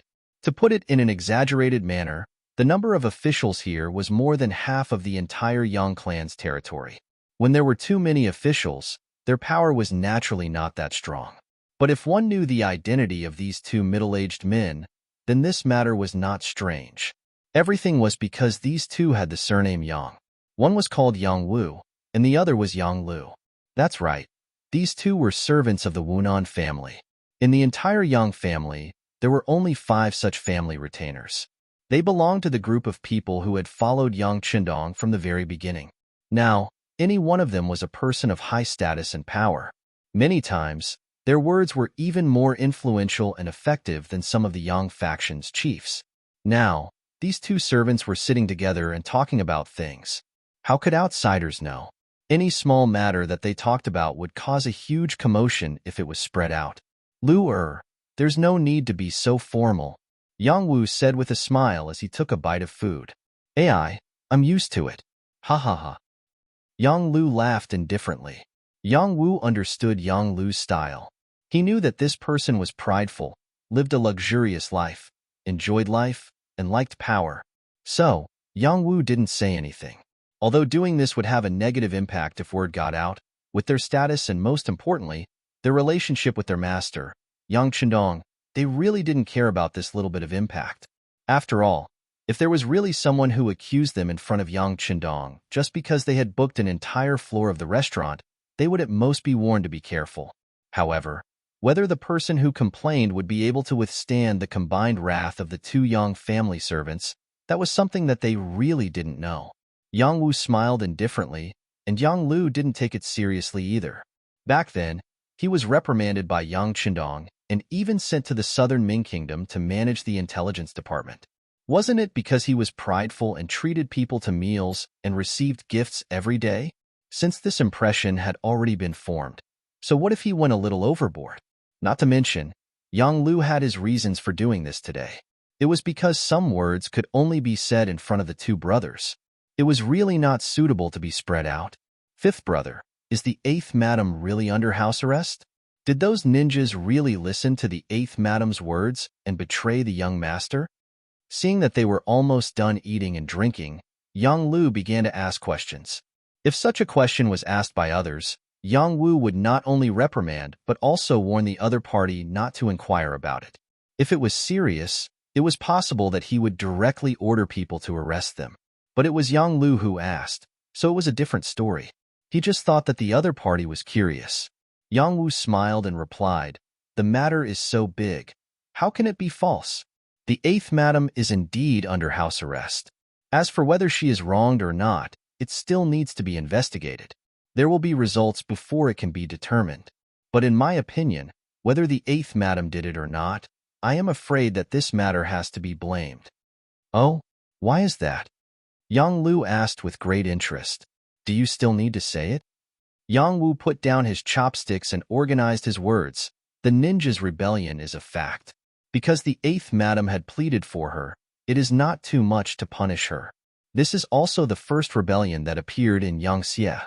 If it is not dealt with heavily, what if similar things happen in the future? So this time, it can only be said that the 8th madam was unlucky and hit the muzzle of the gun. I am afraid that this matter will not be dealt with properly." "So it is." Yang Lu nodded as if he just understood, and then said, "Then in 5th brother's opinion, how should we solve it? We can't send the 8th madam to the death row, right? Who knows, the young master has already returned by boat. Everything depends on the young master's decision." Although Yang Wu said that he was in Kaisen City all year round, and even the safety of the palace was under his control, he did not dare to say anything about this kind of thing. This was the young master's family matter. As a servant, he only needed to obey and not do anything. That's right, the young master will be back soon. Everything will be done according to the young master's wishes. Yang Lu's eyes flashed with a light that no one could see, as if there was a hidden meaning in his words. But at this moment, Yang Wu obviously did not understand it. Instead, he thought of another thing. He smiled and patted Yang Lu on the shoulder and said, "Lu, this time you saved the 4th master. You have made a great contribution. This time, the young master will definitely reward you when he comes back. Maybe he will give you a good job. Have you thought of where to go?" This time, it was precisely because of Yang Lu's timely appearance that he was able to save the life of the 4th master, Yang Yanghe. With this, Yang Chendong would definitely give him a good job. This was also the reason why Yang Wu said this. "Heh, let's see how the young master arranges it. Even if he sends me back to the southern Ming dynasty, I am a servant, everything will be done according to the master's wishes." Yang Lu replied magnanimously, "That's right, as a servant, we should have this kind of awareness. Come, Lu, let me give you a toast." Yang Wu smiled satisfactorily. In his eyes, his 6th brother had changed. He had become more mature. This was a good thing. They were both servants, they had trained together, they had risked their lives together. He sincerely hoped that he could become better. Yang Chendong returned to Kaisen City. He left in 1460 and came back 6 or 7 years later. After almost 7 years, he once again stepped on the new pier of Kaisen City. The accompanying Black Knights and Dragon Guards were also excited. Like Yang Chendong, they were also returning to their homeland after nearly 7 years. They were also humans and had their own feelings. Now that they could finally reunite with their families, everyone had a happy smile on their faces. Chapter 1620. According to the plan, 500 of you will follow the young master back to the palace. The rest of you, go home and take a look. Beta Persei grinned as well. Following the plan that he had discussed with Qiu Vi, Dao Xiao, Ba Daojiang, and the others on the ship, he chuckled. This was Qiqian City, Yangxie's headquarters. The First Army of the Cold Front had already returned after completing their mission in Yunnan Prefecture. After all, their training was still very important. Not only was there an elite army like the 1st Cold Front Division here, but there were other Cold Front divisions as well, including 2 Navy Cold Front divisions. With such a powerful force, no one would be able to harm Yang Chendong here. A team of 500 people was already considered a lot. Not to mention, Yang Wu had already brought 3,000 Long Wei to the docks to welcome Yang Chendong. Beside Yang Wu stood another leader of the Long Wei. He was Peng Yu, who had disappeared for a long time. He was ordered to assist Yang Wu in the security of the palace. At the same time, he was also tasked with the task of training the new Long Wei. Peng Yu was also one of the veteran black cavalry. He had once protected Yang Chendong with Ba Daojiang and was deeply trusted. The 3,000 Long Wei behind him was the result of his training. They were all from clean families and were the cream of the crop among the young people. Individually, they were all experts who could fight against 10 or even dozens of people. After all, the black cavalry would also have sacrifices. They would slowly grow old, so replacement was very important. If they were not prepared in advance, the number and quality of the black cavalry would be worrying. Since Peng Yu was willing to accept such an important task, it was clear that Yang Chendong trusted him. When he saluted Yang Chendong at the docks, his eyes were cold and filled with the aura of a soldier who was willing to die for his bosom friend. Not bad. Yang Chendong watched as Peng Yu walked up to him and praised him generously. He even patted Peng Yu's shoulder to encourage him. Feeling Yang Chendong's big hand patting him, Peng Yu was very excited. He straightened his body and said, "Everything is what this subordinate should do. I only hope that the 6th young master can bring me along the next expedition. I also want to go to the battlefield to kill enemies." Ha ha ha, it's approved. Yang Chendong had always appreciated the general's willingness to unleash their fighting spirit without holding back. A general with vigor might not necessarily win a battle, but if he didn't even have vigor, it would be very difficult for such a general to win a battle. City Lord Yu Qian also brought a group of civil officials to the pier to welcome the arrival of their king. Compared to the last time he saw Yu Qian, he looked even older this time. Even his head was covered with white hair. Even when he walked, his footsteps were a bit unsteady. In history, this Yu Qian, who had long passed away, had his fate completely changed because of Yang Chendong's arrival. He was now Yang Xie's helmsman. It could be said that Yang Xie could not be where he was today without Yu Qian's efforts over the years. It was only in recent years that he became older and did not do everything himself like before. Instead, he put down his power and began to train young people like Wan Shaoqin. But many times, he still needed to make the final decision in the end. Yang Chendong had always been very respectful to this great hero. Without waiting for the other person to step forward, he took the initiative to walk over and extended his right arm. "Yu Qian, the wind is strong by the sea. You don't need to come over." "Haha, I'm welcoming our hero, our king." Yu Qian, who was usually reserved, cracked a rare smile and said with a chuckle. Thinking back to when the two first met, Yu Qian was filled with hostility towards Yang Chendong. He had even tried to impeach Yang Chendong. Later on, he was tricked into coming to Crimson City. He was also very unwilling, thinking that Yang Chendong was a traitor of the great Ming dynasty. Establishing his own faction would only weaken the strength of the great Ming dynasty, and he was courting his own destruction. But when he really began to understand Yang Chendong's thoughts and saw what he did, the old man slowly changed his view. Later, he began to wholeheartedly devote himself to it, truly thinking about the future of the Yang family. Now, he was completely moved by Yang Chendong's actions. He also deeply understood a principle. If the Han people wanted to become stronger, they could only do so under the leadership of Yang Chendong. Yu Qian was not a stubborn person. This could be seen from how he commanded the defense of the capital in history. The reason why many people said that he was too straightforward was because he was not greedy as an official. This made many people feel that he was out of place. Just like when he was managing the entire Yang Xie, many of his actions proved that he was a flexible person.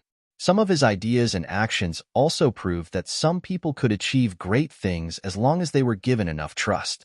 Yu Qian was indeed a person worthy of being entrusted with great matters. Whether it was his ability or his personal integrity, there was nothing to nitpick about. Thus, when he saw that Yu Qian was old and old, Yang Chendong could not bear to see him like this. He took the initiative to greet the other party and said that there were many things that he would need Yu Qian to handle in the future. Yu Qian happily replied, "Your Majesty, please be at ease. The Han people have not been liberated yet. These old bones of mine can still hold on." After greeting Yu Qian, the second person in line was the young Wan Shaoqin. He was in his 30s, but compared to Yu Qian, he was naturally younger. Currently, Most of the matters in the city lord's residence were managed by him. In fact, after 2 terms as a provincial governor, he had indeed been tempered. Now, he was handling the entire Yangtze issue quite well. But it was only not bad. Perhaps it was because of his background. Luan Shaoqian was not muddle-headed on major matters, but he was always willing to stick to the small matters. In terms of ability and the overall situation, he was naturally far inferior to Yu Qian. This time, Yang Qindong returned to Qixin City to resolve this matter. Without Yu Qian to manage the specific matters, Yang Qindong decided to set up a cabinet. In the future, the major matters of Yangtze would be handled by the cabinet. You are also not bad, but you need to continue to work hard. Yang Qindong looked at Luan Shaoqian with a smile, as if he was praising him, but also as if he was reminding him. As soon as these words were said, Luan Shaoqian's face immediately became a little ugly. He knew that his recent actions were somewhat inappropriate, and if he said that he had no selfishness in this matter, he was afraid that he would not believe it. This matter was referring to the matter of the 8th Madame Junko. Because of the ninja rebellion, Junko was put under house arrest by the imperial concubine Hu Yin. This matter was a state matter, and it was also Yang Qindong's family matter. If Yu Qian expressed some opinions on this matter, it was not a big deal. After all, he was not qualified to do so. But the bad thing was that Yu Qian had not expressed his opinion, or he did not intend to express his opinion at all, but Luan Shaoqian expressed his opinion, and that was, he questioned the actions of the imperial concubine Hu Yin. As everyone knew, Luan Shaoqian's sister was Yang Qindong's 6th Madame Luan Xiaoyu, and the 6th Madame also gave birth to a son for Yang Qindong, named Yang Chong. According to the teachers of several princes, this Yang Chong was very smart. Yang Qindong's son was also very smart, his mother was also favored by the king, and his uncle was the deputy city lord. In fact, he was the future city lord candidate. When all these things were placed on one person, it was impossible not to think too much about it. Just like in the people, there were many people talking about it. The eldest Prince Yang Bo was very good, but the youngest Prince Yang Chong was also very smart, and also had the opportunity to inherit Yang Qindong's position. No one knew who spread this rumor, but as time passed, it became more and more intense. At this moment, Wan Xiaoli, as the deputy city lord, privately expressed his disapproval of the imperial concubine Hu Yan's approach to the 8th Madame. This matter spread out, and it was natural to imagine what the people below would think. Those who did not know only thought that Luan Shaoqian was doing business. But those who knew some of the details were wondering if Luan Shaoqian wanted to stand up for his sister, and also for his nephew to inherit the position. This matter inevitably spread to Yang Qindong's ears. Just when Beta Persei asked if there was a need to clarify that it was Yang Qindong's idea to put the 8th Madame under house arrest, he shook his head. He knew that there was no smoke without fire, and this was a good opportunity to test Luan Shaoqian. Yang Qindong was in the prime of his life, and he really did not think too much about the so-called successor. If it wasn't for the fact that this trip to Southern Cloud Manor was somewhat risky, he wouldn't have been able to establish the position of the successor so quickly. Because he had confidence in himself and most of the leaders of Yangtze, Yang Qindong did not make a sound, but just watched silently. He wanted to see who else would speak out on this matter. Sure enough, after Wan Shaoqian spoke out, there were many officials who expressed their dissatisfaction with the imperial concubine Hu Yin in private or on certain occasions. These people were all recorded one by the Long Wei led by Peng Yu, and then investigated one by one. Because he knew that there was a traitor, Yang Qindong did not use any outsiders for this matter, and only arranged for Long Wei to do it. Under such caution, there was really no news, but it also let more people jump out unknowingly. Yang Qindong's sentence just now that she still needed to work hard was an indirect reminder to Luan Shaoqian that there were some things that she still did not do enough. Of course, if the Dragon Guards hadn't investigated and found out that Luan Shaoqian didn't want to stand up for his sister or his nephew, Yang Chong, and was just expressing his opinion from the bottom of his heart, and those who followed him were mostly speaking with a matter-of-fact attitude. If they didn't have any connections, this time it wouldn't be a warning, but a direct arrest. Where there were people, there was Jianghu. There were conflicts in Jianghu. Yang Qindong had long known that this was unavoidable, especially when Yangtze's plate was so big, and there were so many officials, and the benefits were so great that countless people would be jealous. For their own selfish interests, it was inevitable that they would do something excessive. Chapter 1621. But as long as these people did not cross the red line, although Yang Chendong would punish them, he would not kill them. After all, he had to give people a chance to correct their mistakes, right?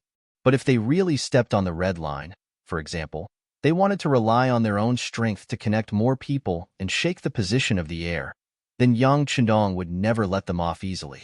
Even if this person had great merits, it could not make up for such a mistake. Luan Xiaoqian did not cross the red line. Yang Chendong just reminded him. But even so, it made Luan Xiaoqian's face change greatly, and his heart woke up. In fact, after saying these words that day, he regretted it a little. Afterwards, he was reprimanded by his sister, Luan Xiaoyu. This was the first time his sister was angry with him in all these years. At that time, Luan Xiaoqian did not think that he had done anything wrong. After hearing his sister's analysis, he knew that his behavior could easily lead to misunderstandings, especially when some of the officials who had a good relationship with him also expressed their opinions afterwards. He knew that his influence was great and the consequences of his words and actions. Fortunately, Luan Xiaoyu was really a smart woman. In her words, she was already very satisfied that the Luan family could go from a poor family that could not even solve the problem of food and clothing to today. Big Brother, Luan Xiaoyu's private name for Yang Chendong, had already given too much to the Luan family. But Big Brother could give, but the Luan family could not accept. Otherwise, they would not know what was good for them. If they did not do well, they would lose everything they had now. Luan Xiaoyu also said that Hu Yin had already done very well as the legal wife and had never had the intention to bully her sisters. Moreover, Hu Yin was Big Brother's first woman and also the woman he valued the most. No matter what she did, whether it was right or wrong, only Big Brother could say it. No one else had such authority. It could be said that Luan Xiaoyu's love for Yang Chendong was absolutely from the bones. It was because of this that she was willing to use her life to defend Yang Chendong's dignity. If someone wanted to offend, even if it was her own brother, she would not be rude. Brother, now that I have Yang, I am already very satisfied. It is the best thing that Yang can grow up happily and healthily. Let's not casually add more burdens to him, okay? That may not be what he wants. In the face of his lovely sister's request, what else could Luan Xiaoqian say? Not to mention that he didn't have such a strong desire to support his nephew. After all, their Luan family had just risen and lived a good life for a few days. Even if he did, he could dispel it after listening to Yi Qingyu's words. This was a private conversation between the two siblings. Yang Chendong did not know about it. Even the resourceful Long Wei could not find out about this. However, based on Yang Chendong's understanding of Luan Xiaoyu, he still remembered the kindness in her eyes when they first met. Yang Chendong firmly believed that his Xiaoyu was not a woman who fought for power and profit. This should be her nature. There were other officials present at the dock. Yang Chendong shook hands with them one by one and chatted with them for a while. Then, a tram with wires hanging from its head drove over. Over the years, since the first battery-powered machine, battery-powered vehicles began to be used vigorously, but they could only be used to make some small vehicles such as motorcycles. However, the development of trams began to accelerate after they had the wires on the tracks. Now, a 19-seater long car could be built. It was said that a 35-seater longer car would also be trialed successfully. After getting on the tram, Yang Chendong said goodbye to everyone and went straight to the palace. He couldn't help but feel nervous. He still remembered that when he came back last time, his eldest son, Yang Bo, didn't dare to recognize him. From this point of view, he was somewhat unfit as a father.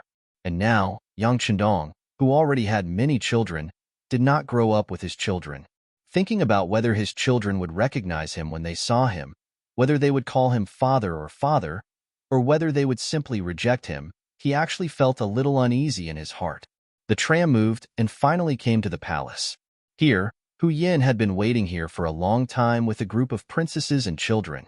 When they saw the group of black cavalry dragon guards protecting a tram in the distance, everyone couldn't help but stand up straighter.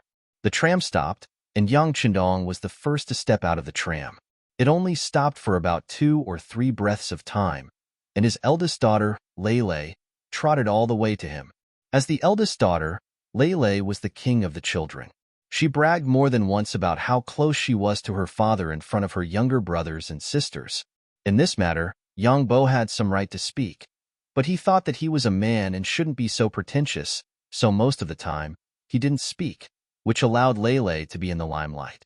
Now that Yang Chendong finally appeared among the many children, the word father seemed to only appear in the mouth of others. Although their mother had taught them many times, the moment they really saw Yang Chendong, they were still a little scared and at a loss. Only Lei rushed over recklessly. Lei, who was already 14 years old, had already grown into a big girl. She had inherited the common good points of Yang Chendong and Xiao Yin, and was very beautiful. When she rushed into Yang Chendong's arms, Bugnam of Gojoseon, who had faced 30,000 cavalrymen alone on the battlefield without batting an eyelid, was moved. He quickly opened his arms and hugged Lei. Then, he quickly spun a few rounds, causing Lei in his arms to laugh nonstop. Father, Lei missed you. Lying in Yang Chendong's arms, Lei didn't forget to act coquettishly. Father also missed Lei. Yang Chendong said from the bottom of his heart. Then father, is Lei pretty? Looking at Lei's expectant eyes that flickered as if they could speak, Yang Chendong laughed loudly and played along. Of course Lei is pretty. Lei is the prettiest girl in the world. Hee, father said so. Lei is the prettiest girl in the world. Lei laughed happily. Then, she didn't forget to turn around to look at her younger brothers and sisters, especially her younger sisters, who seemed to be showing off something. Perhaps it was because of her bloodline. Or perhaps it was because of a child's desire to compare, but Lei's performance really stimulated the other young princesses. For example, the second princess, Yang Nuo, 4th Madame Dong Xiangxiang's daughter, the third princess, Yang Ting, 5th Madame Tuaya's daughter, and the fifth princess, Yang Lin, 5th Madame Hu Yan's daughter, who was also 6 years old, immediately left their mother's arms and ran towards Yang Chendong. They seemed to want to prove themselves, to prove that they were the prettiest and cutest girls in the world. Seeing his 3 daughters running towards him, Yang Chendong quickly stopped spinning and put Lei down. But then, Lei's voice rang in his ears. Father, I'm amazing, right? Look at how my younger sisters want to get close to you so quickly. Lei is so smart. Yang Chendong laughed and sighed in his heart. A 14-year-old girl already knew how to manipulate people's hearts. He had to admit that children born in the royal family matured faster than children born in ordinary families. Yang Chendong's arms were long enough, his arms were big enough, and he had enough strength. With his 3 daughters in his arms, he didn't feel pressured at all. On the contrary, the 3 girls were at ease in his arms. The mischievous Yang Chendong even dared to stretch out her small hand to grab Yang Chendong's beard. When she realized that this father she met for the first time not only wasn't angry, but also intentionally made a funny face, she giggled and then wanted to repeat her actions. If not for Hu Yan's quick reflexes, Yang Chendong's beard would have been pulled out in a short while. The madams took over their respective daughters. Next, it was time for the boys to greet each other. The first to bear the brunt was the eldest son, Yang Bo. He, who was already 11 years old, appeared to be very calm. Although he also wanted to be close to his father like Sister Lei, he knew that he was a boy, and also the eldest son. It was not appropriate to do so. So when he saw Yang Chendong in front of him, he suppressed his excitement and stood there quietly. He bowed and said, "Child Yang Bo greets father." Yang Chendong was very satisfied with Yang Bo's calmness. Although he wanted his children to play more when they were young, since they were his children, they had to bear too much pressure. It was better for them to be mature and stable earlier. In Boer, you've grown taller and stronger. Very good. Father is very pleased. With this praise, Yang Bo's small eyes began to redden. Ever since he knew what it meant to be the successor, how powerful Yang Xie was, and how this position, this great responsibility, and this heavy burden fell on his shoulders, he became more hard-working than before. He woke up early and worked late every day to learn literature and martial arts. Now that he had finally received his father's approval, compared to this, all his previous efforts were worth it. Although Yang Bo was only 11 years old, he had experienced more hardships than other children his age. When he was 3 years old, He entered the preschool of the Yang Family Academy to learn how to read and do math. When he was 5 years old, he entered primary school and began a deeper level of cultural studies. When he was 8 years old, he joined the children's regiment and began basic physical training. This year, when he was 11 years old, he entered secondary school to learn more cultural knowledge. Next year, he was preparing to enter the youth regiment from the children's regiment, so he began to experience real training to deal with local security. This was what he had to face and pay as a prince. In ancient times, it was more difficult to be a prince. Some even had to train their ability to be independent when they were 3 or 4 years old. They had to stay away from their parents and live outside. Every day, they had to wake up at 5 o'clock in the morning to study. Even so, they might not be able to stand out from the other princes. This was because in the end, it still depended on talent, how much the emperor liked you, and how much luck you had. Otherwise, it would be very difficult to ascend to the throne. Chapter 1622. On this point, Yang Bo was at least lucky. He was Yang Chundong's eldest son, and his mother was the first consort, Hu Yin. As long as there were no major problems, his chances of inheriting the throne were the highest. Of course, all of this was based on his talent, and he had worked hard. It was precisely because he knew all of this that although it was a little bitter now, Yang Bo had never rejected it. On the contrary, he would do his best to do everything that was arranged for him. Sometimes, even his mother, Hu Yin, would feel sorry for him. But she was unable to dissuade him. This was his life, and he should pay the price. Therefore, to be able to become a great person, it was not as simple as luck. Most of them had really put in a lot of effort. Other than a few children with heaven-defying luck, most of the time, it depended on how much effort they put in to obtain the benefits. Yang Bo had always been working hard.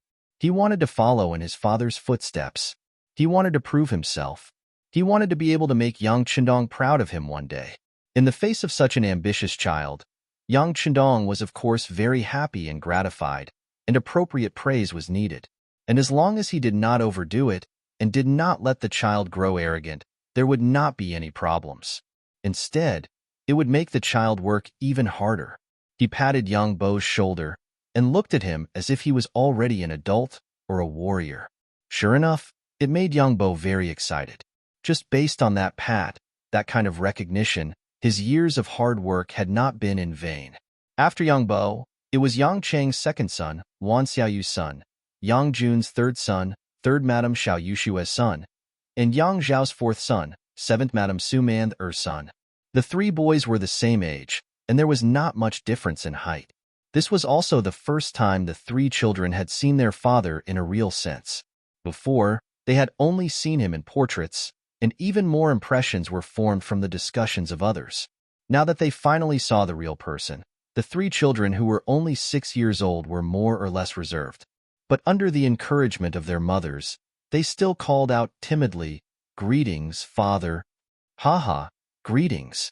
Yang Chundong laughed heartily as he squatted down. Then, he touched the faces of his three sons and handed over a delicate toy water gun to the three boys. This was the first product of the newly established toy factory in Crimson City that was about to go offline. As Yang Xie continued to grow stronger and richer, she was no longer satisfied with the standard of living.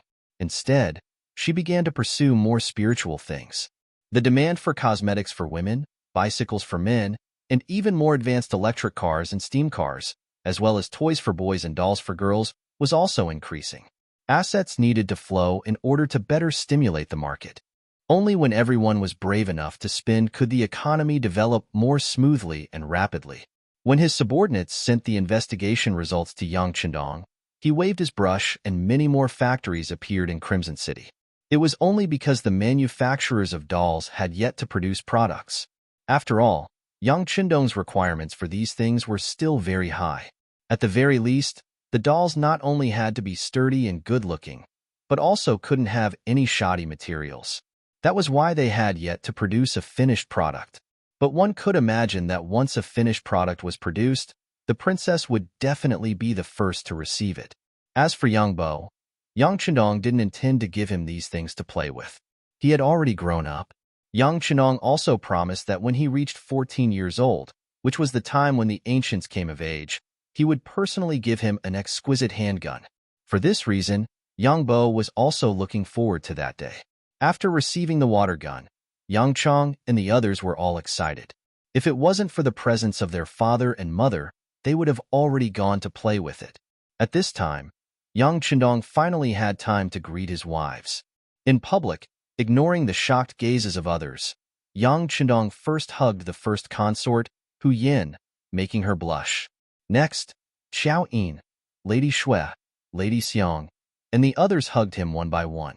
Yang Chendong naturally understood the principle of worrying about the lack of equality. He had to treat everyone equally. Otherwise, if he hugged someone less, it was inevitable that others would interpret it in various ways. Who knew how big of a wave it would cause? At this moment, with Yang Chendong's status, his every move would often attract all kinds of guesses. He really had to be careful.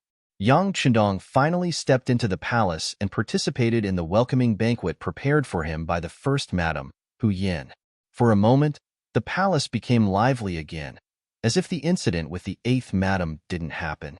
Yang Chendong's return caused the entire palace to become festive and lively. However, in one of the chambers in the palace, a woman was sitting on the edge of the bed with a cute girl in her arms. The woman's figure was very good, and her skin was very white. If you looked closer, you would see that she had a beautiful face. The only flaw was that her eyes were a little red and swollen. If you looked carefully, you could see 2 streaks of tears slowly flowing down from the corners of her eyes. She was the 8th madam, Junko. Although she was a princess of the Japanese Empire, there had always been a tradition in the Japanese Empire that the husband was the leader, and the husband was the sky. It was said that once a woman got married, she had to put her husband first and foremost. Junko was no exception to this. Since she married Yang Chendong, she really regarded him as the sky. Especially after Yang Chendong helped her avenge her father, mother, and brother. Her heart was only left with Yang Chendong. It wasn't until after she gave birth to little Yang Chendong in her arms that she found a new comfort in life when Yang Chendong wasn't around. She usually accompanied little Yang Chendong as she grew up, and then taught her what she had learned in the Japanese Empire. The rest of the time, she waited for news of her king, Yang Chendong, and looked forward to his return. Such a woman didn't care about anything in the world, let alone the Japanese ninjas. She didn't even know where they went. But now, the ninja first assassinated Yang Chendong, and then assassinated Master Yang Si, and almost succeeded. After the incident, Junko, who had spoken for the ninja, was implicated and put under house arrest in the palace. All the personal maids were sent away, and at this moment, there were only some new maids and her precious daughter, little Yang Xian, who she didn't know. Even so, Junko never gave up. At this point, it had to be said that this was related to Junko's education since childhood. She was full of tenacity and believed in her innocence. She was waiting for the return of Yang Chendong. She believed that on that day, her identity would be revealed. And today, Yang Chendong returned. Junko also deliberately dressed up, because according to the rules, she could welcome her king at the gate of the palace. No matter what, she was still the 8th wife of Bugnam of Gojoseon, and this identity hasn't been erased. When she finished preparing everything and dressed her daughter, little Yang Xian, beautifully, she suddenly received word from Hu Yin that there was no need for her to attend the welcoming ceremony, and that it would be better for her to reflect on her mistakes in her chambers. At this moment, Junko couldn't stop her tears from flowing. But she didn't resist, because she knew that Hu Yin, as the legal wife, had the power in the entire palace. This sister of hers didn't express her opinion on ordinary matters, but once she did, no one could doubt her authority. With a face full of disappointment, Junko returned to the palace. Then, Junko found that the way the maids looked at her changed, from disrespectful to somewhat disdainful, especially the head maid sent by the higher-ups, Cui Xiu'er, who directly showed a look of disdain in her eyes. Every princess has a personal maid. Such maids generally follow them for the longest time, and they are also the ones who know their hearts the best. Usually, they also serve as mentors. For example, the head maid of Junko was Miko, the former spy of the CIA, who later broke into the palace of the Japanese Empire and saved Junko. Because they had gone through life and death together, Miko knew Junko very well, and some things were properly arranged, which made her very satisfied. But since the accident, Miko was also taken away, and no one knew where she went. In exchange, Cui Xiao, the female head maid who looked good, but there was always a flash of fierceness in her eyes, which made people dislike her. It was said that she was recommended by Brother Yang. It was said that Cui Xiao used to be a spy of the CIA, but because of an injury, it was not so convenient for her to move around, so she asked for a job in the palace. Now, she didn't know what kind of luck she had, but she was valued by Brother Yang and became the head maid of her own palace. Perhaps it was because everyone knew that she was recommended by Brother Yang.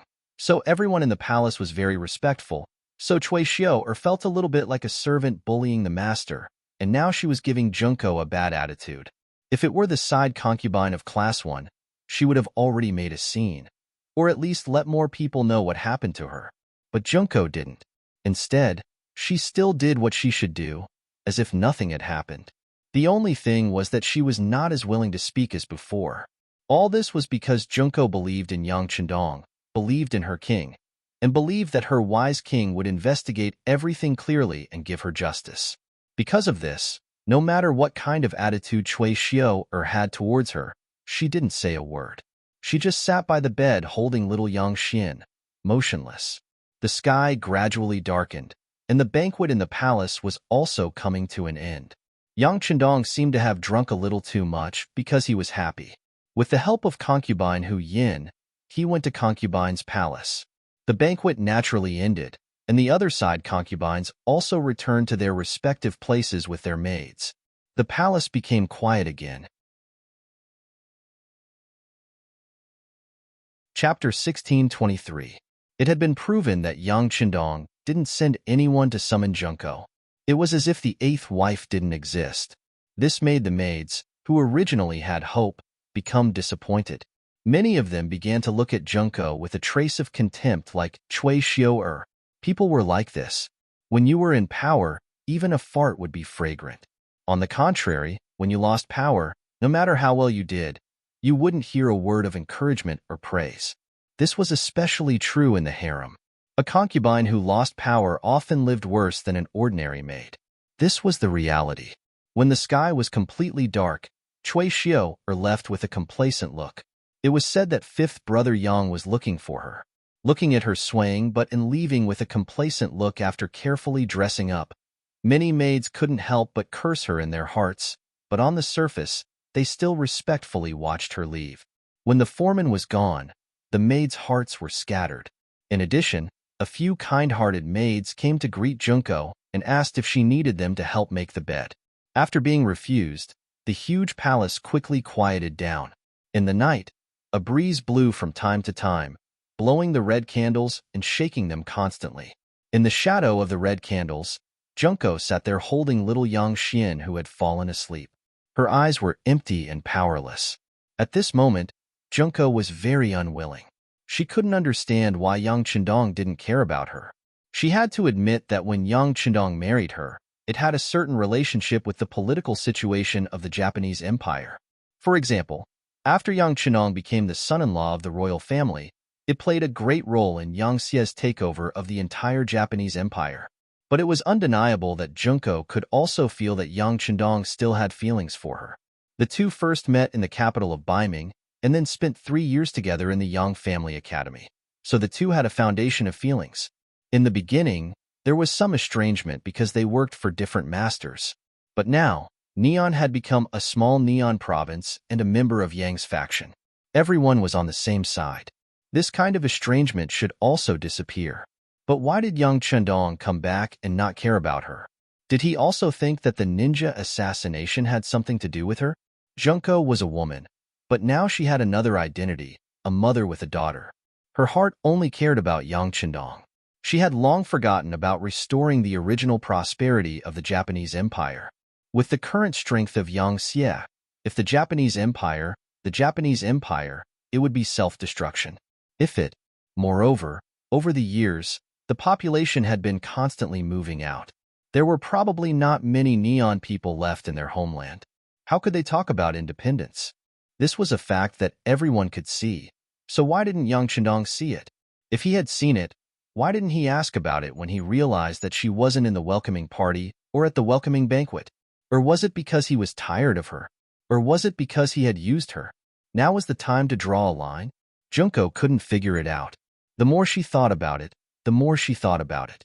The more she thought about it, the more she thought about it. Her mind was full of bits and pieces of her time with Yang Qindong. Tears unconsciously flowed down her cheeks and fell on little Yang Xian, who was sleeping soundly. Hey, it's fine if you don't care about your body, but why do you have to drop your tears on Xian? Aren't you afraid of waking her up? Let me tell you, children need to get enough sleep so they can grow more cute and beautiful.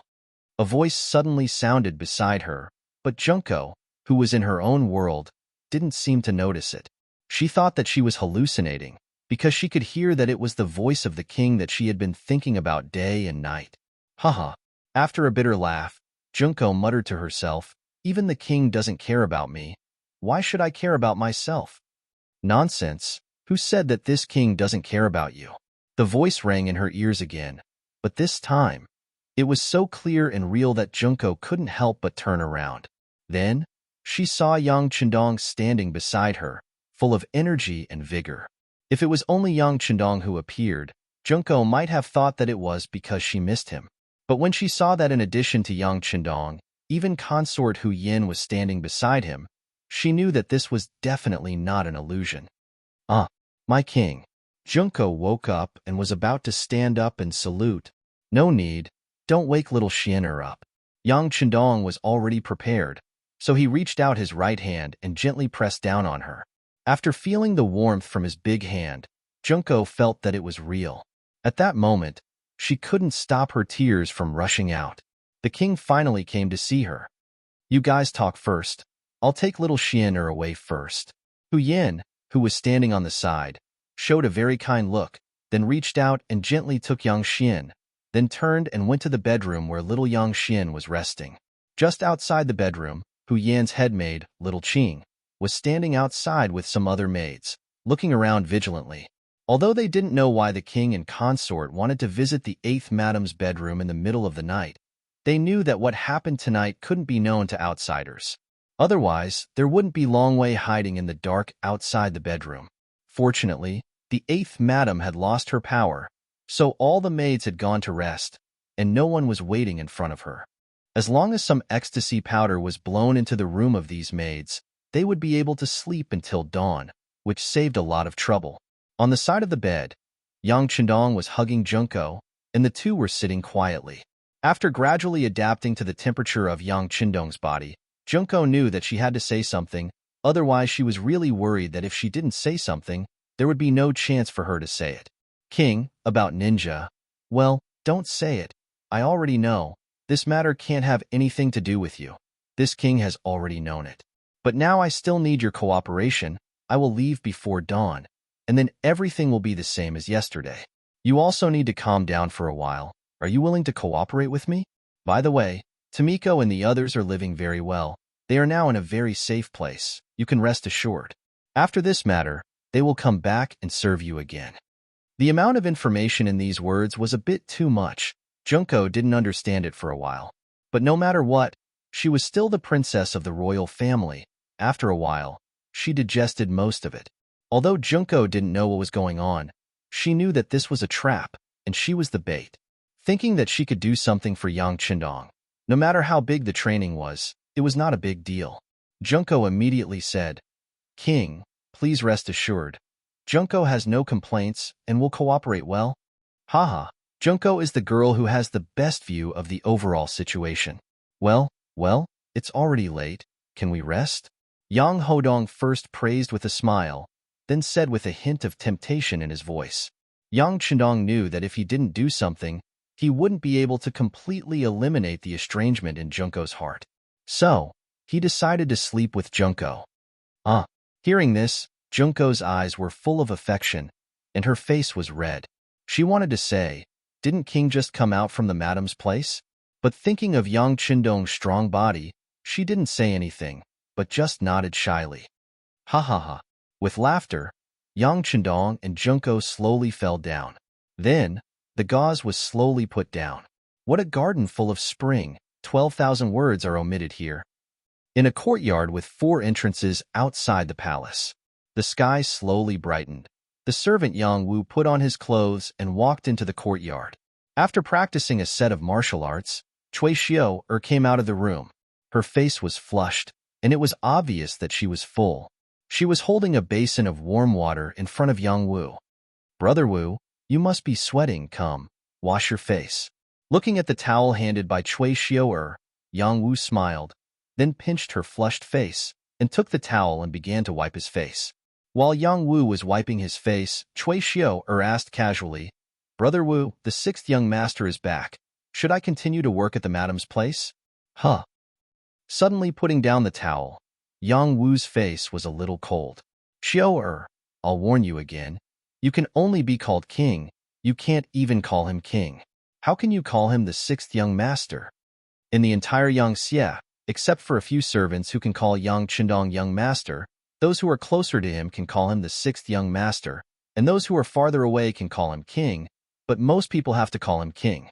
This is the rule. No one can question or break the rule." Yang Wu's face changed, and Cui Xiao was also shocked.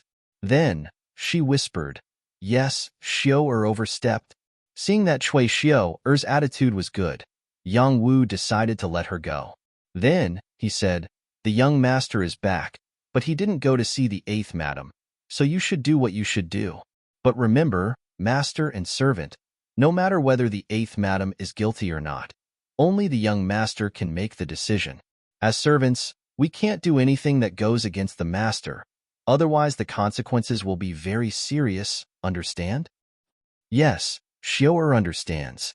Cui Xiao quickly agreed. "Well, it's getting late. You should go back to the palace. Although our relationship is here, and others won't say anything publicly, we still have to be self-disciplined." Chapter 1624. "Yes, I'll go back to the palace now." Cui Xiao quickly bowed and then stepped out of the small courtyard. After leaving the small courtyard, she suddenly looked back and said in her heart, "When you were sleeping with me, you were so anxious. Now that you're done, you want me to go back and serve others. Humph, Yang Wu, you're just like this. Just wait until my master is promoted. At that time, I will definitely trample you under my feet and see your face." With a trace of anger, Cui Xiao returned to the palace and went to the 8th madam's bedroom. Along the way, the maids who saw her hurriedly saluted, which made her involuntarily raise her head. No matter what, she was half the master here, which gave her a sense of superiority. Until she walked into the bedroom. She saw Junko sitting in front of the mirror and dressing up. In particular, she noticed that Junko's mental state was very good, and she seemed to have a smile on her face. This made Cui Xiao even more puzzled. She could only snort and turn around to find a room to catch up on her sleep. Here, Cui Xiao was half the master. No one could control what she wanted to do. What Cui Xiao didn't know was that as soon as she left, Yang Lu came to Yang Wu's small courtyard. As Yang Qindong's servants, after the young master returned, they had to go together to greet him and wait for orders. There were only 5 of them in the Yang family. Even if Tiger's mane was included, there were only 6 people. It was because they were talented that they showed their noble status.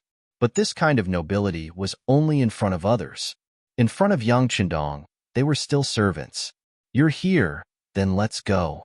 Yang Wu saw Yang Lu appear and smiled. "Let's go, 5th brother." Yang Lu also smiled.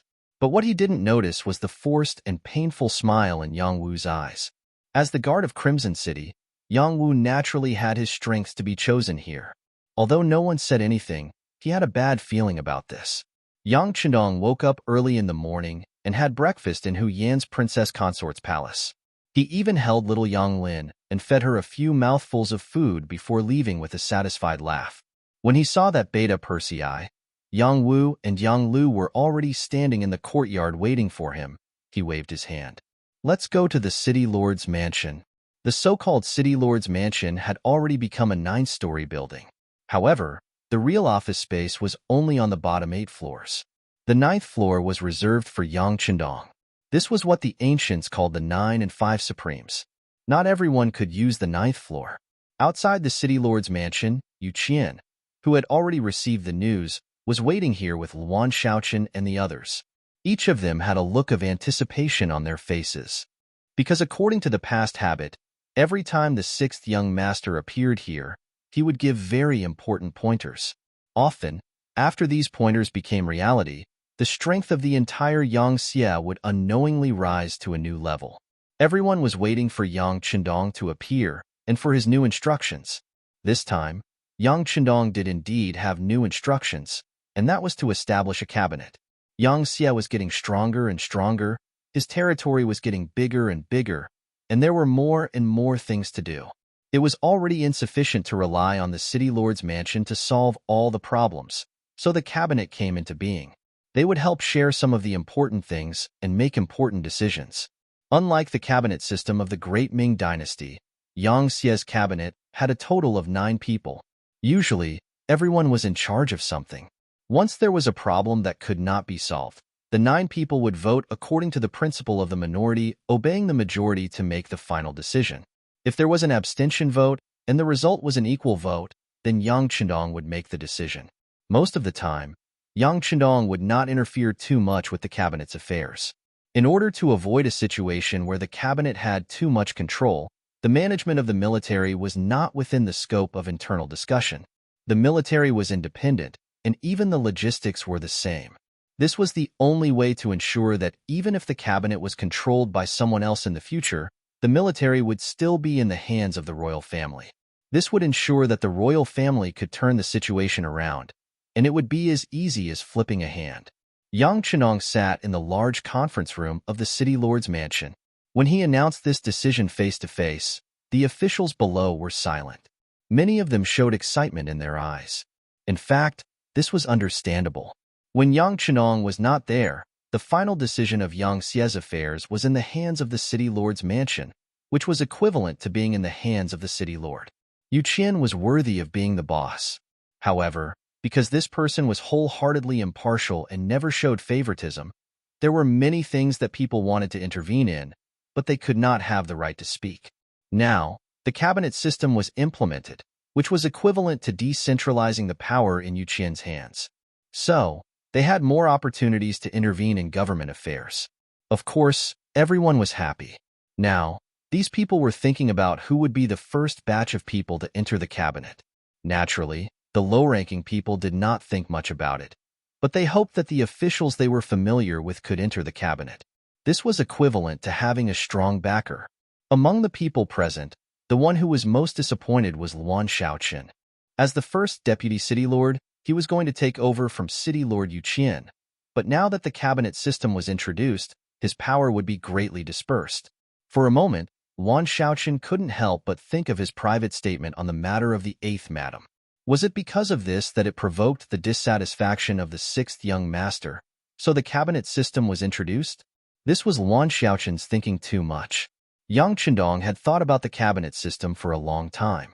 He was using the political system of later generations as a reference, and now he thought that the time was ripe to establish a cabinet.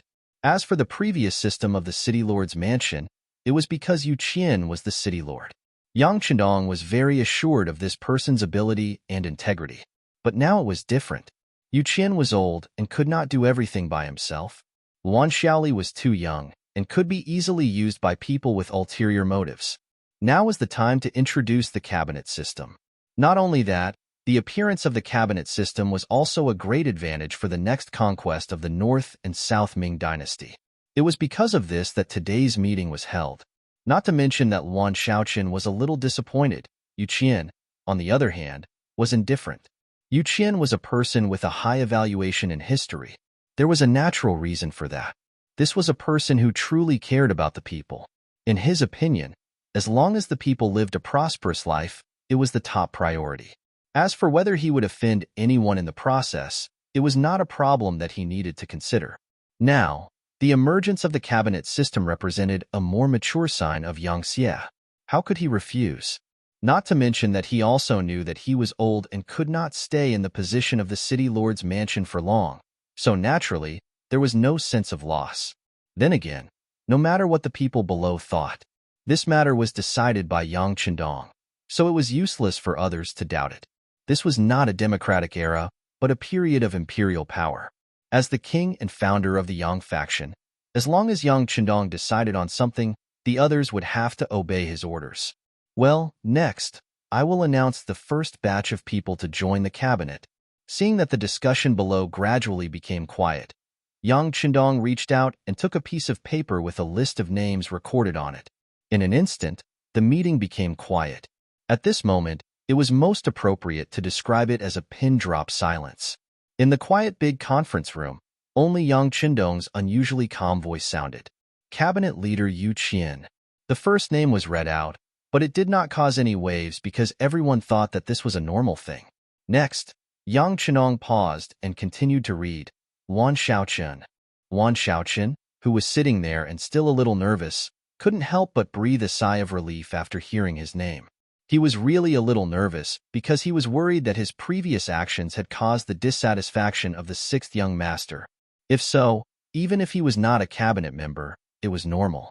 If that was the case, it meant that he was completely removed from the ranks of the high-level cadres. The appearance of Luan Xiaochen's name did not cause any surprise. After all, everyone could see it. Bugnam of Gojoseon has been deliberately training his brother-in-law. In addition, he was the first deputy city lord, the first person after Yu Qian. It was normal for him to appear on the list. After Luan Xiaochen, Yang Chendong opened his mouth and read out the third name. Shen Yu. As soon as this name came out, it was no longer quiet. There were more or less whispers and discussions. Shen Yu, chief of the supervision department. In the many years since he took office, he has made contributions, but they were not very big. The main thing was that he had enough qualifications. This person joined the Yangxia with Yu Qian. It has been more than 10 years. It was precisely because of his seniority that although the people below had some discussions, no one would say anything more. On the contrary, Shen Yu himself was very excited at this moment. After his name was called, he got up and walked straight to the rostrum like Yu Qian and Luan Xiaochen. Shen Yu's age was not young. He was only 3 years younger than Yu Qian. But who says that you don't have ambition when you're old? It was good to be able to exert their remaining energy. Presumably, it was not only Shen Yu who thought this way. Many old chiefs of various departments would also think this way. Even in the present day, this kind of thinking was still mainstream. After Shen Yu, Yang Chendong called out Wu Qian's name. Wu Qian, chief of the anti-corruption department. His name and his name could be said to complement each other. Wu Qian really had no money. Moreover, this person was impartial, as if Bao Gong had been reborn. For the sake of his work, he even sent his wife and assistant to prison. Such a person was like an insurmountable mountain to those officials who had ulterior motives. His addition to the cabinet also made many people's hearts ache. With this point, they had to put away any ulterior motives they had before. Chapter 1625. Wu Qian, whose name was called, didn't have any excitement. He stood up indifferently. As far as he was concerned, whether he joined the cabinet or not, he would still continue to work. It was just that joining the cabinet meant that Yang Chendong trusted him more, which made him a little excited. Just like Yu Qian, the longer he followed Yang Chendong, the more he saw Yang Xie's rapid changes, and the more he was influenced by Yang Chendong's personality. To be recognized by someone he admired was a happy thing no matter how he looked at it. After Wu Qian, Yang Chendong called the fifth name, Long Tainan. This time, the discussion below was even louder, and it couldn't be hidden. Long Tainan was just the chief of public security. To put it bluntly, he was just a person who maintained social security. How could he join the cabinet? In terms of qualifications, he was very shallow. Even when he was qualified to be the chief of public security, many people were skeptical. But now, he actually became the first batch of members to join the cabinet. This greatly exceeded everyone's expectations. But then everyone remembered that Long Tianan's wife was Bugnam of Gojoseon's seventh sister, and he had nepotism. For a time, everyone was relieved. Some people even thought that if Long Tainan could enter the cabinet with his qualifications, did that mean that they also had a chance? For a time, many chiefs of other departments, even the chiefs of important departments, had a look of expectation on their faces. They hoped that the next person to be called would be them. Long Tainan stood up. At this moment, he also had a look of disbelief. It wasn't until he saw Yang Chendong gently nod to him that he knew that everything was true. He immediately took out the style of a soldier and strode straight to the rostrum. In the end, even under the influence of Yang Chendong, Yang Xie had nothing to do with the great Ming in many aspects. But Yang Xie's development time was still too short, and it was inevitable that he would be influenced by Confucianism. In that era where culture was emphasized, it was really something that many people didn't even dare to imagine that a martial artist like Long Tainan would enter the cabinet. If it wasn't for Yang Chendong's words, even if it was announced by City Lord Yu Qian, his subordinates would have objected loudly. It could be said that it was Yang Chendong who had used his influence to decide this matter. After all, without Yang Chendong, there wouldn't be Yang Xie today. Without the 5-star army, there wouldn't be such a beautiful life. After reading 5 names in a row, Yang Chendong put down the paper in his hand. Then, he glanced at the participants. For a moment, those who were under his gaze couldn't help but straighten their bodies. It was as if they were saying, "Pay attention to me, pay attention to me. I'm also very capable." But unfortunately, after looking around, Yang Chendong said, "For the time being, there are only 5 people in the cabinet. As for the other 4, I still need to consider it. But as long as you have the ability, you will have such an opportunity. Not only that, even if the officials of the Great Ming Dynasty are interested, they will also have such an opportunity." What?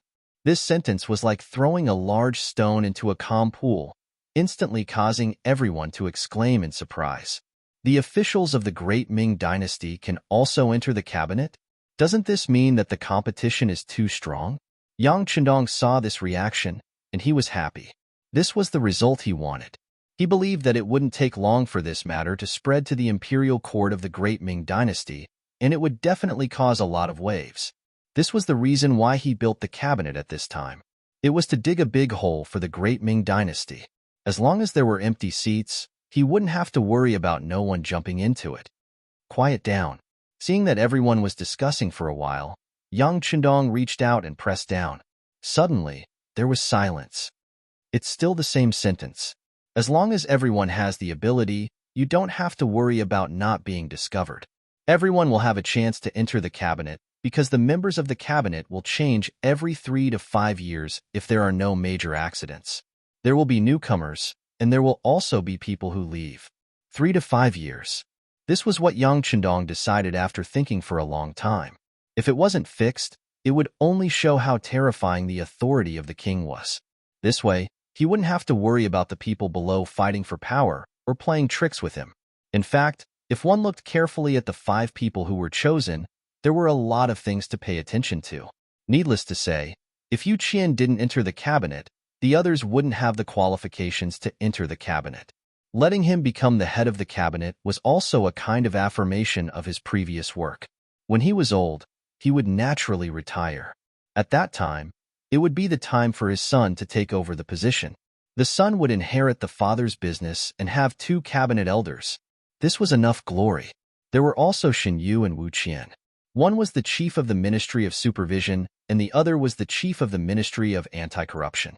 This was enough to show the importance that Yang Chendong attached to the supervision of officials.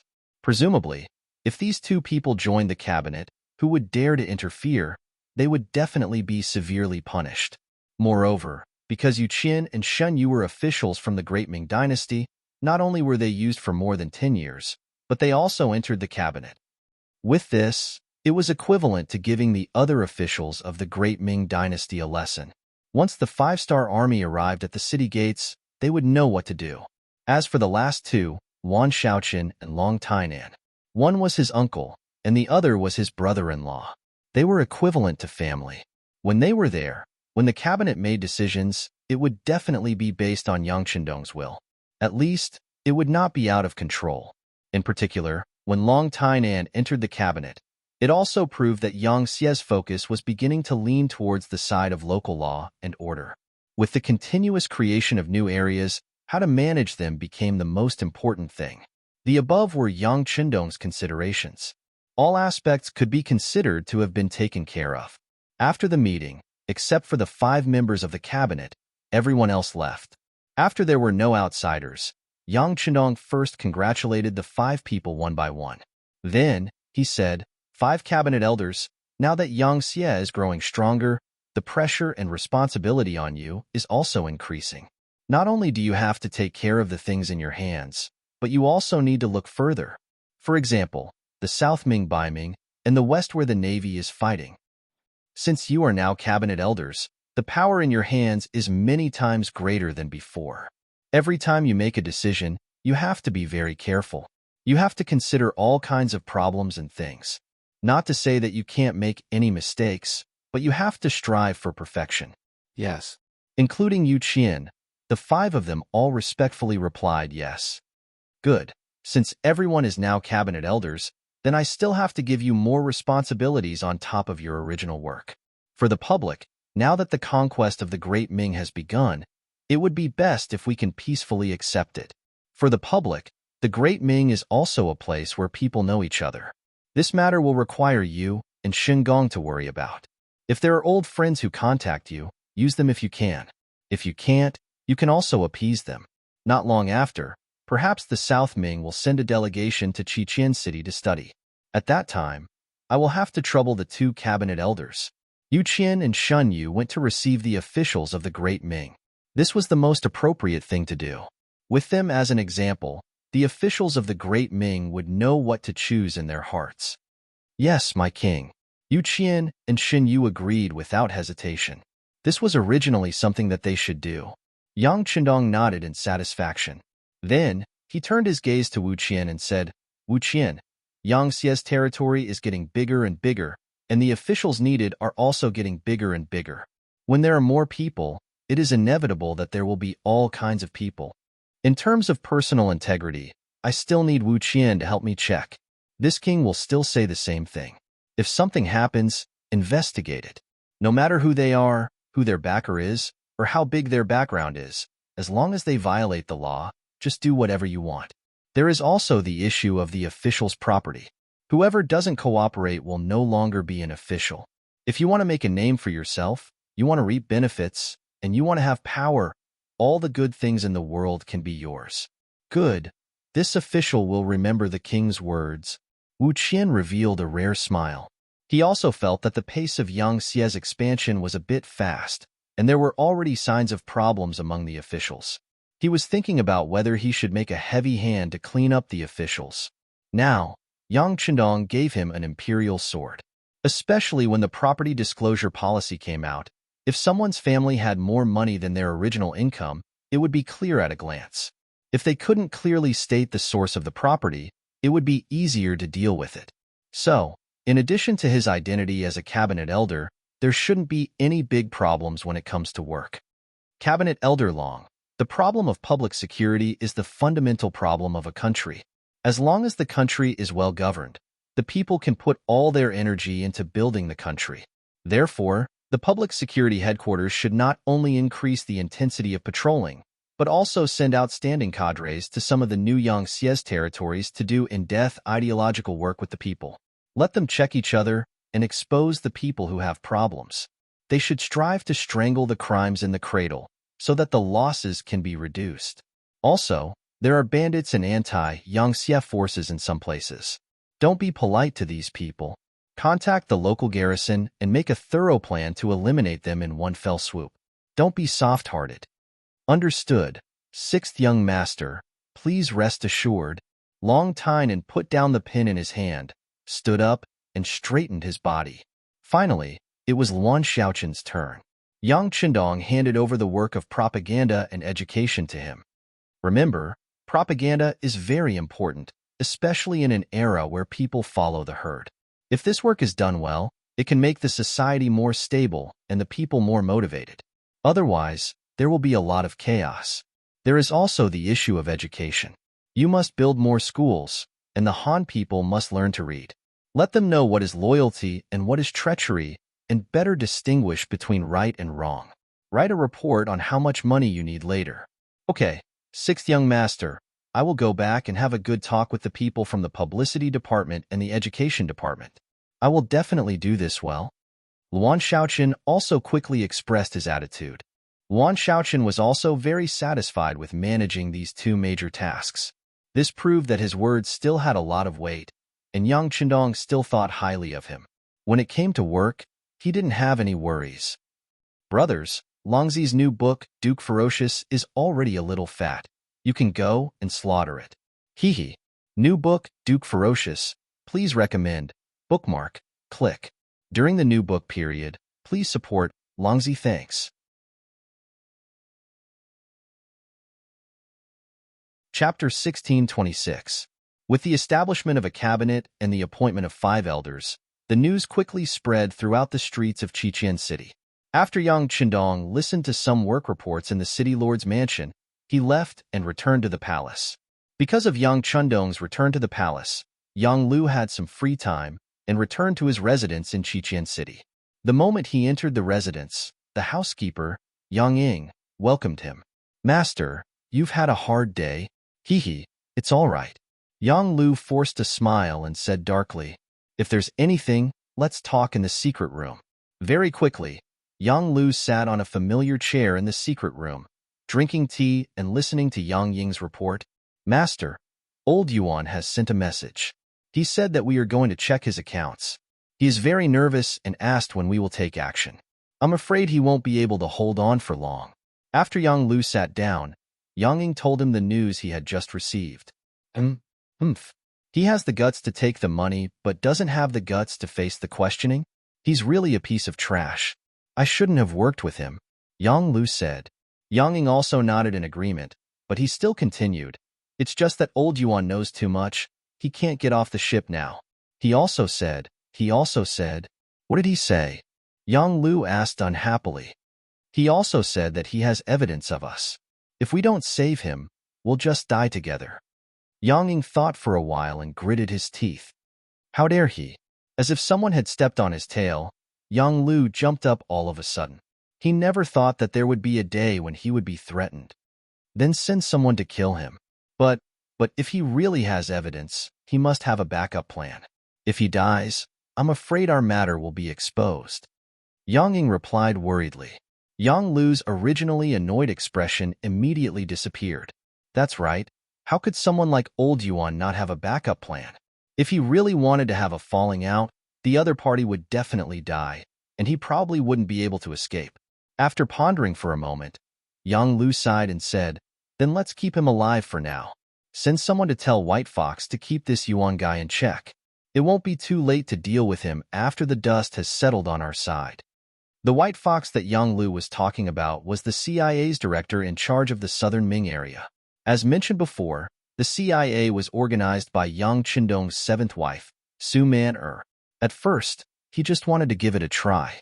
After all the information came from the Security Bureau. Not only could there be problems, but it was also incomplete. Since ancient times, the way of checks and balances had always been one of the methods that the Huaxia emperors had been most willing to use. As such, the CIA took advantage of the situation to rise. Moreover, because of the creator, Su Man-er, the management of the CIA was dominated by women. This was to distinguish them from the Security Bureau and also to fill in the gaps. After all, most of the time, women's hearts were more meticulous, and they would do things more comprehensively. Because of this, Yang Xie's sources of information had always been very accurate. The final judgment would only be made after the final report from the Comprehensive Security Bureau and the CIA. For example, when Yang Lu was sent to Southern Ming to manage the intelligence work of the Security Bureau, he naturally couldn't avoid dealing with White Fox. The ambitious Yang Lu's first thought was to get rid of the White Fox, and it was not difficult to do so. The CIA was only good at gathering information, but in terms of hands-on ability, or in other words, operational strength, they were far from the CIA. But then, Yang Lu considered that even if he killed White Fox, the CIA would send more people. Perhaps Black Fox and Flower Fox would be involved as well. In the end, he gave up on the idea of killing White Fox and changed it to temptation. To be more specific, it was temptation. Yang Lu used himself as bait and put on a posture of pursuing White Fox. It didn't take long for him to successfully turn her into one of his own. Who was Yang Lu? He was one of the 5 servants around Yang Qindong.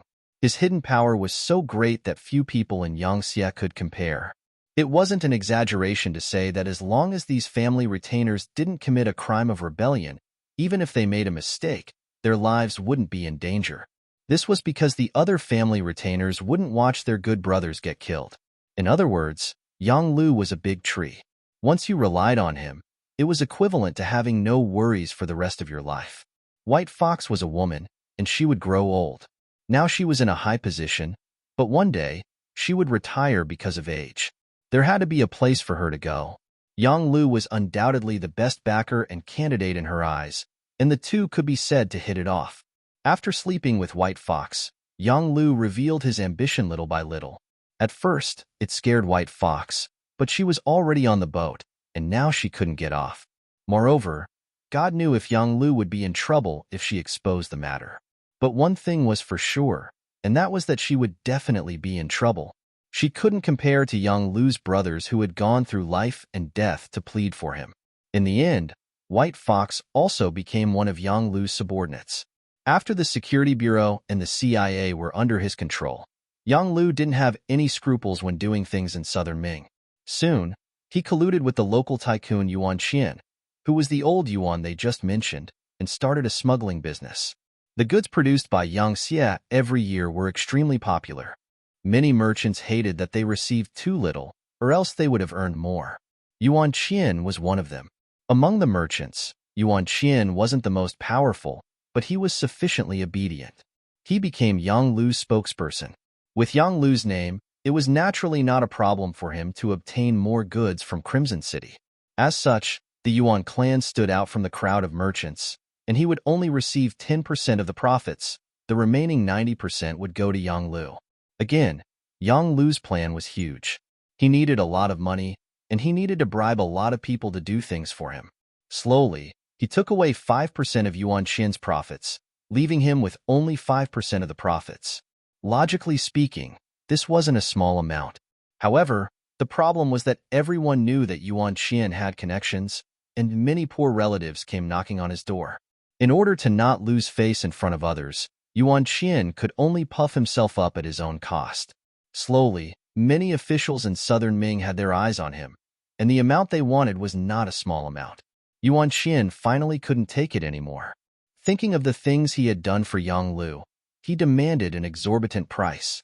Not only did he want back the 5% that was taken away from him, he also wanted an additional 10%, which was a total of 20% of the profits.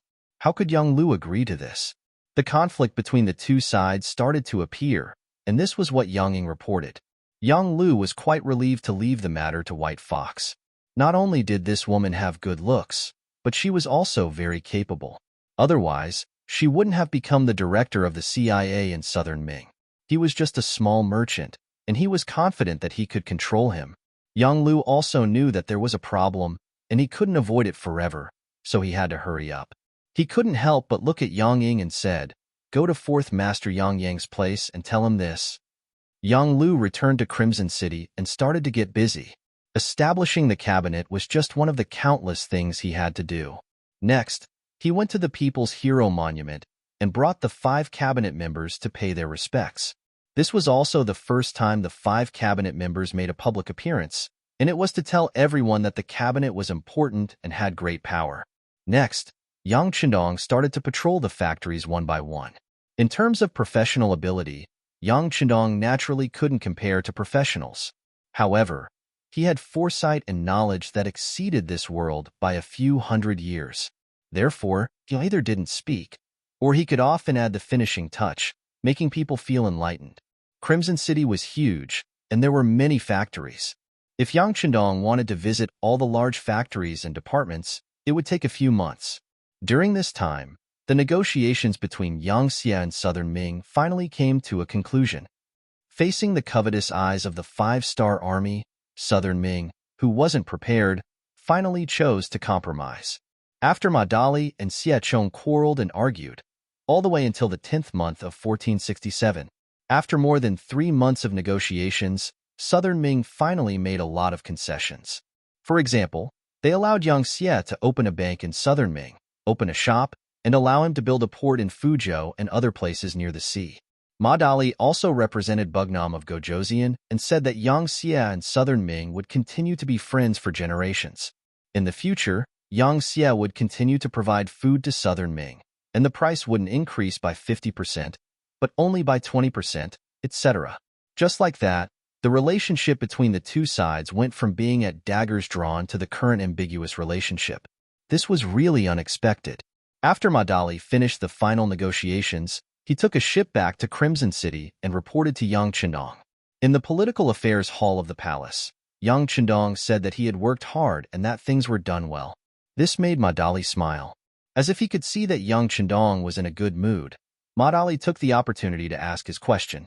Sixth young master, the current situation is that our Yang Xie is very strong, and the 5-star army has recovered their fighting strength after 3 months of rest. Why do you still want to negotiate with Southern Ming? Ma Dali wasn't the only one who wanted to ask this question. Many officials were also filled with doubts. This was because according to Yang Chendong's style of doing things, he had never negotiated with other countries, regions, or powers. If there was a disagreement, he would start a war. Sometimes, he didn't even need an excuse. Yang Chendong knew that it was time to answer this question. Even if he didn't give an answer today, there would still be people who would ask tomorrow. In order to solve the problem once and for all, he said, war stems from politics, and politics is higher than war. Whether a war can be won or not, it can't be measured purely from a military perspective. It also needs to be combined with political factors.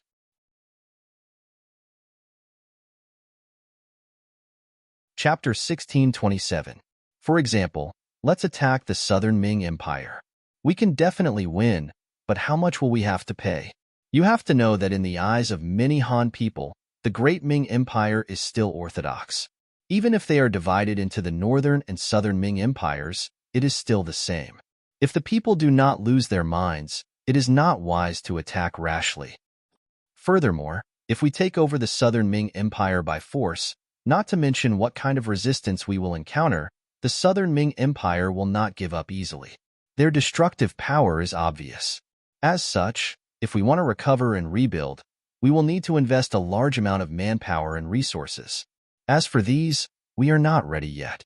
This is also the reason why we are negotiating first. Yang Chendong answered Ma Dali's question seriously this time.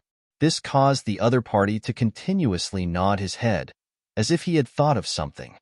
Sixth young master, in other words, negotiations are only a method.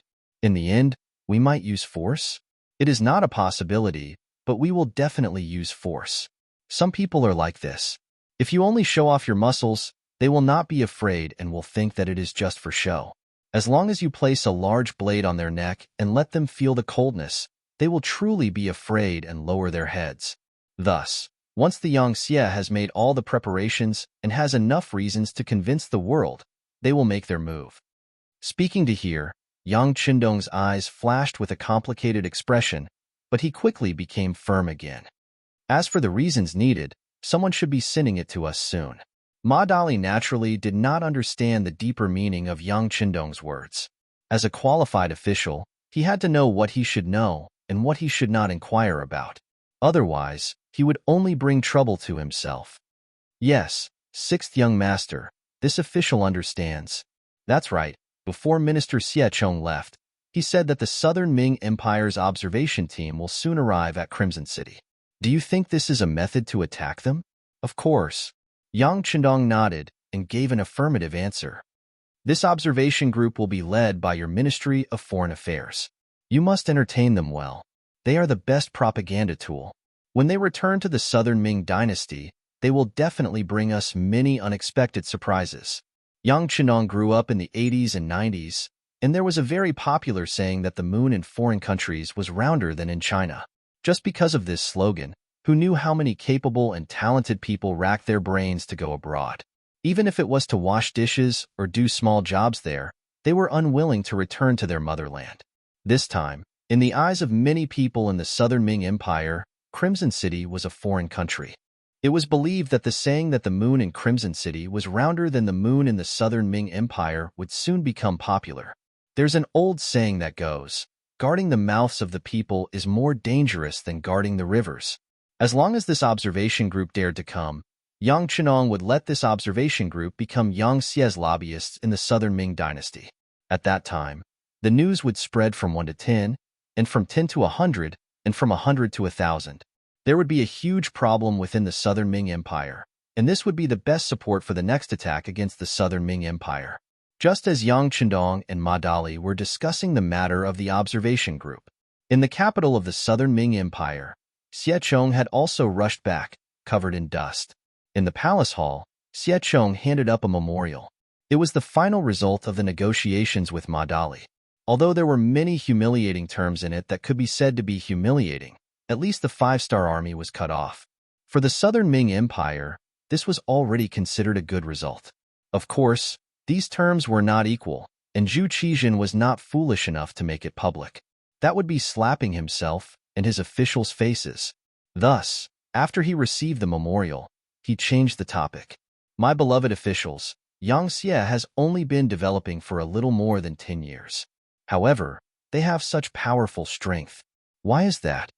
This time, without waiting for Zhu Qijin to call out names, the officials below automatically stood up. The person leading them was the Minister of Revenue, Wang Zhuo. This person was also old and wanted to retire, but in the end, he was urged to stay by Zhu Qijin.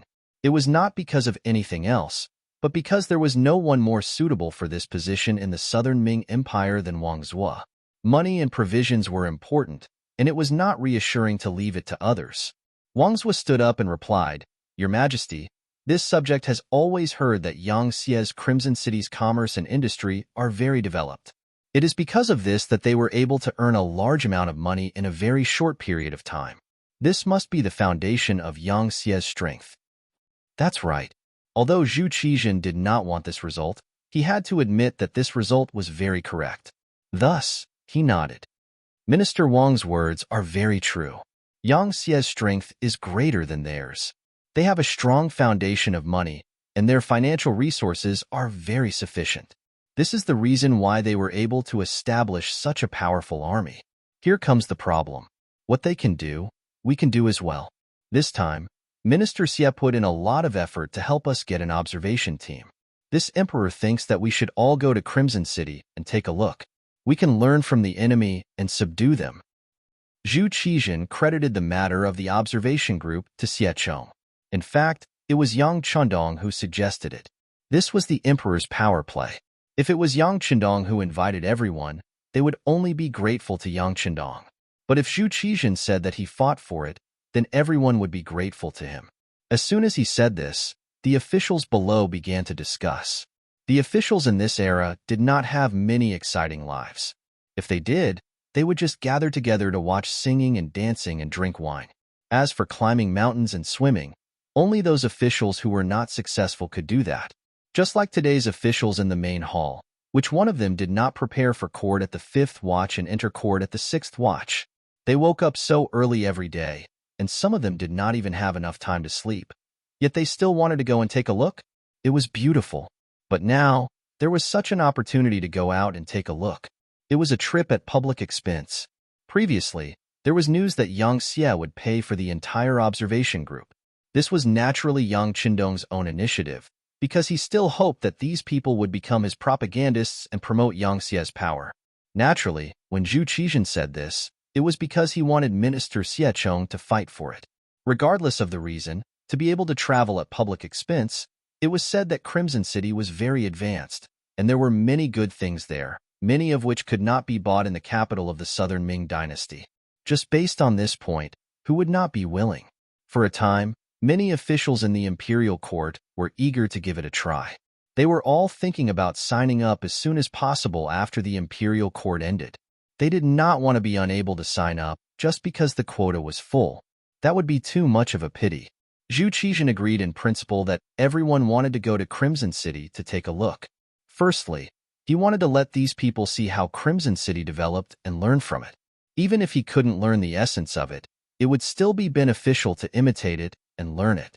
Secondly, he wanted these officials to feel a sense of urgency. Looking at the development of Crimson City and then looking at themselves, wouldn't they feel guilty? Shouldn't I work hard after coming back? Not only that, Zhu Qijin himself also wanted to go and take a look. Of course, it was only a thought. He did not have the courage. What if he went to Crimson City and was detained? He definitely did not have Yang Qindong's strength and courage to bring 500 black cavalry and rush into southern Cloud Manor, which had tens of thousands of soldiers from 3 provinces. After the court session ended, the officials who went to the Ministry of Rites to register quickly formed a long line. This made the host, Minister Xiechong, happy but also worried. He was happy because there were so many people going. This made him worry that no one would be interested in going and that the southern Ming dynasty would lose face. However, he was worried because there were too many officials. Would Yang Xie agree? Sir, what should we do? Zhou Ziang came to Xiechong's side and asked softly. Clearly, this lively scene was far beyond his expectations. How about this? Quickly go to Yang Xie's bank in the capital and see if you can contact Bugnam of Gojoseon through them. Inform them about our situation and ask them how many people they can allow in the observation group. Okay, this official will go now. Zhou Ziang did not dare to delay and ran out of the Ministry of Rites Yamen. Yang Xie's bank in the capital had existed for a long time. This bank had always been in charge of the southern Ming dynasty's grain transfers. As the left assistant minister of the Ministry of Rites, Zhou Ziang had been here a few times and quickly found this place. He met the manager in charge and explained the situation. The manager was straightforward. He knew that this was a serious matter and hurriedly used the bank's radio station to report to the Crimson City cabinet. Fortunately, he did not have enough authority. Otherwise, he would have directly reported to Bugnam of Gojoseon Palace. Originally, Zhou Ziang thought that it would take a long time to get the news. Unexpectedly, in less than an hour, the manager came out and gave Zhou Ziang 4 big words. There is no limit. When Yang Qindong knew that there were many officials in the southern Ming dynasty, he was overjoyed. Why would he limit the number of people? If all the southern Ming dynasty officials came to Crimson City, he could even force them to stay. This way, the southern Ming dynasty would become an empty shell. There would be no need to fight any wars. Of course, this was just a thought. Ingzong Zhuqizhen would not be so naive. After knowing that there was no limit, Zhou Ziang happily turned and ran.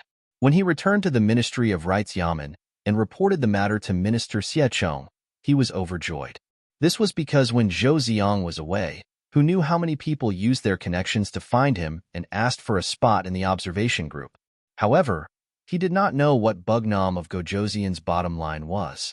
However, if he did not agree, he would easily offend people. How could he stand in the imperial court? Chapter 1628. Now, with just one sentence, there was no upper limit, and he could explain to all parties. He immediately said to Zhou Ziang and the officials of the Ministry of Rites, "Everyone, spread the news, ha ha ha." Okay, the officials of the Ministry of Rites replied happily. They were not much better than Xiechong. After a while, except for Zhou Ziang, who was not in his position, everyone else received a lot of messages. They were worried about what to do, and now it was all solved. The news quickly spread, and it attracted the unanimous applause of all the officials. Zhu Qizhen also learned of the news.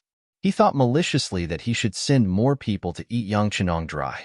However, after thinking about it carefully, he had no choice but to set a rule. That was, each department could only transfer 2/3 of their officials into the observation group. He did not want everyone to leave, and there would be no one to handle the government affairs of the imperial court. As soon as this decree came out, the various departments quickly began to fight. It was all for the half of the quota. Fighting was the norm for the officials of the great Ming dynasty. Sometimes, when there were benefits, they naturally had to fight.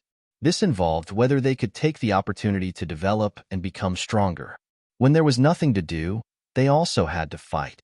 They had to show their existence. In short, the great Ming dynasty's officials had many means of fighting, and it was so complicated that outsiders could not imagine. Now that there was such a good thing, there would naturally be a lot of fighting, and there would not be a result in a short time. This lasted for nearly 10 days. In the end, the winners entered the observation group, and the losers stayed in the yamen with a look of despair. The Ministry of Rites quickly received the list of the officials of the observation group from each department. When the result was calculated, it really gave Xiechong a shock.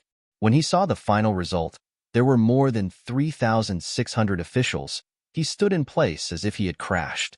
Xiechong was very clear that these were the official members of the observation group. According to the result of his negotiation with Madali, each official could bring 3 family members. The usual arrangement was 1 wife and 1 son and 1 daughter. In other words, on the list of 3,600 people, there were 4 times, and there were nearly 15,000 people. Xiechong couldn't help but chuckle at the thought of so many people eating and drinking. He felt that this time, Yang Chendong had smashed his own foot with a stone. Zhu Qizhen also saw this name and couldn't help but chuckle. He then said to Qian Sangbao, "Tell Xiechong to do it this way." At this moment, Zhu Qizhen was still thinking. This time, there were already so many rank 5 officials and above in the capital. If he had known earlier, he would have set the rank of officials to rank 7. That way, the number of officials would at least double. This would put a lot of pressure on Yang Xie's finances. But it was just a thought. For officials with too low a rank, even if they went to Crimson City, with their ability, the things they could learn would be limited. Besides, 15,000 people was already a lot. The emperor agreed, and the name list of the 15,000-strong observer group was quickly sent to Yang Chendong. At this time, he was talking with Yu Qian and Shen Yu about the reception of the observer group. When he saw the final number of people, Yu Qian's face couldn't help but darken. Yu Qian was famous for being upright. Seeing the number of people in the observer group, he began to feel some heartache about the financial expenses. Even Shen Yu's face was ugly and a little red. He was embarrassed for the southern Ming officials.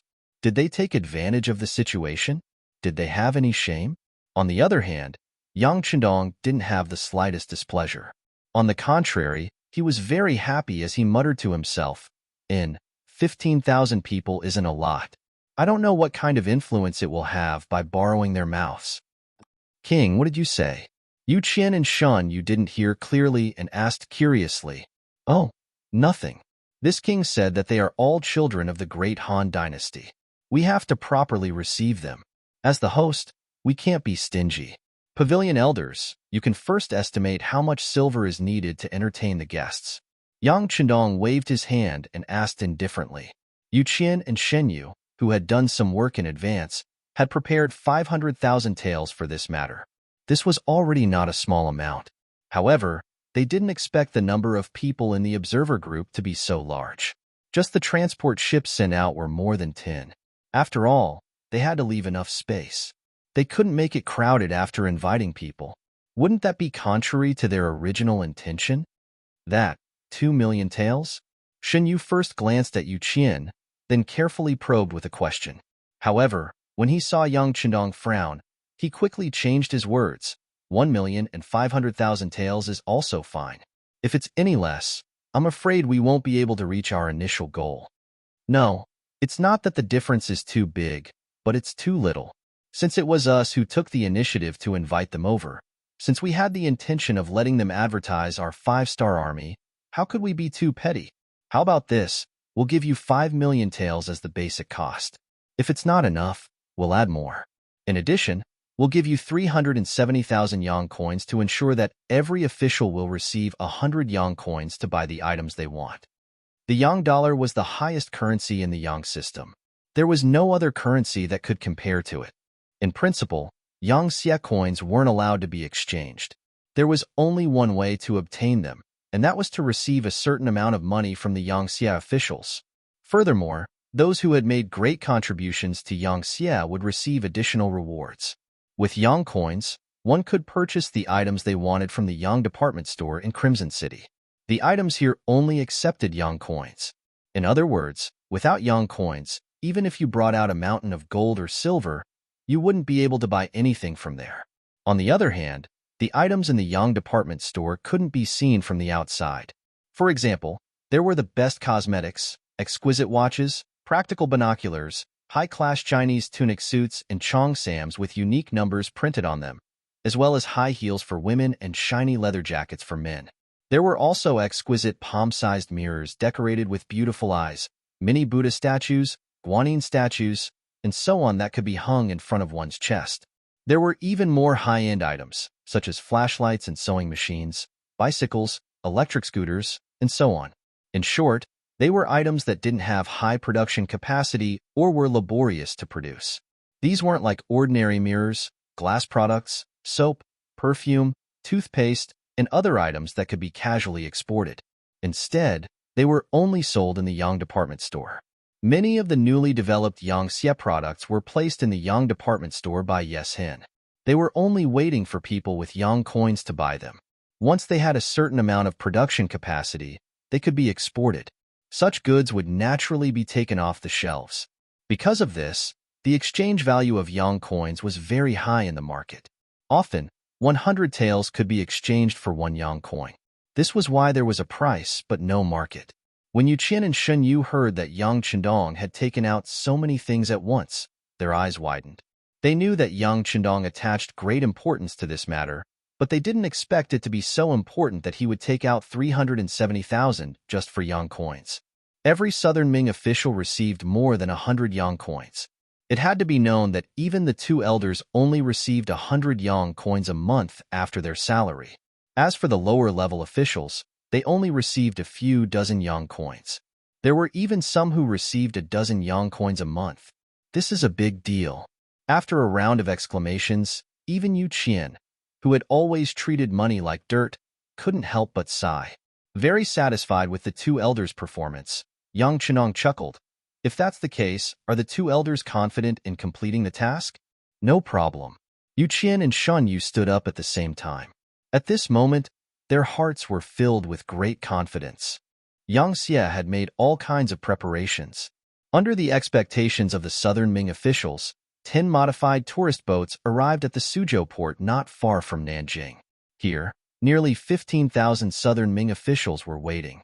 According to the agreement between the 2 sides, the Suzhou port was being built, but there was still some time before it could be used. To get on the boat, one needed to walk over a ladder, so everyone had to be careful when getting on the boat. They were afraid that they would accidentally step on air and hurt their feet. After everyone boarded the tourist boat, the interior space was spacious and the view was excellent. In particular, one of the guest rooms was equipped with a large Simmons soft mattress, which made it extremely comfortable for people to lie on.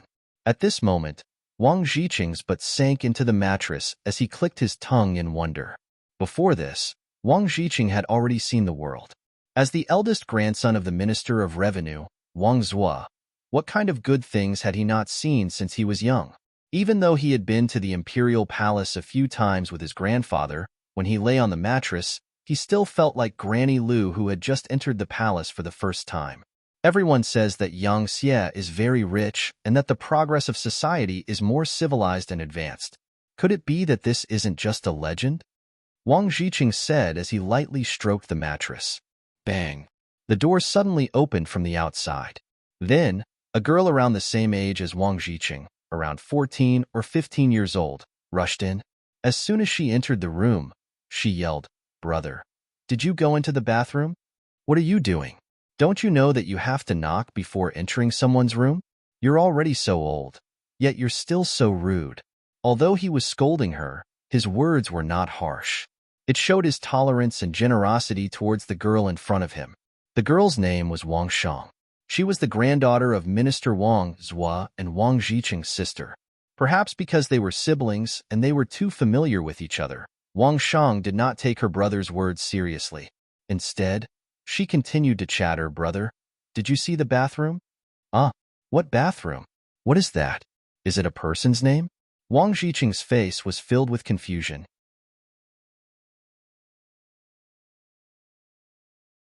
Chapter 1629. I knew you hadn't seen it before. Wang Shang snorted. She knew her brother very well. He was very smart and had a lot of ideas, but there was one thing about him. He was too meticulous in doing things. He had a slow personality.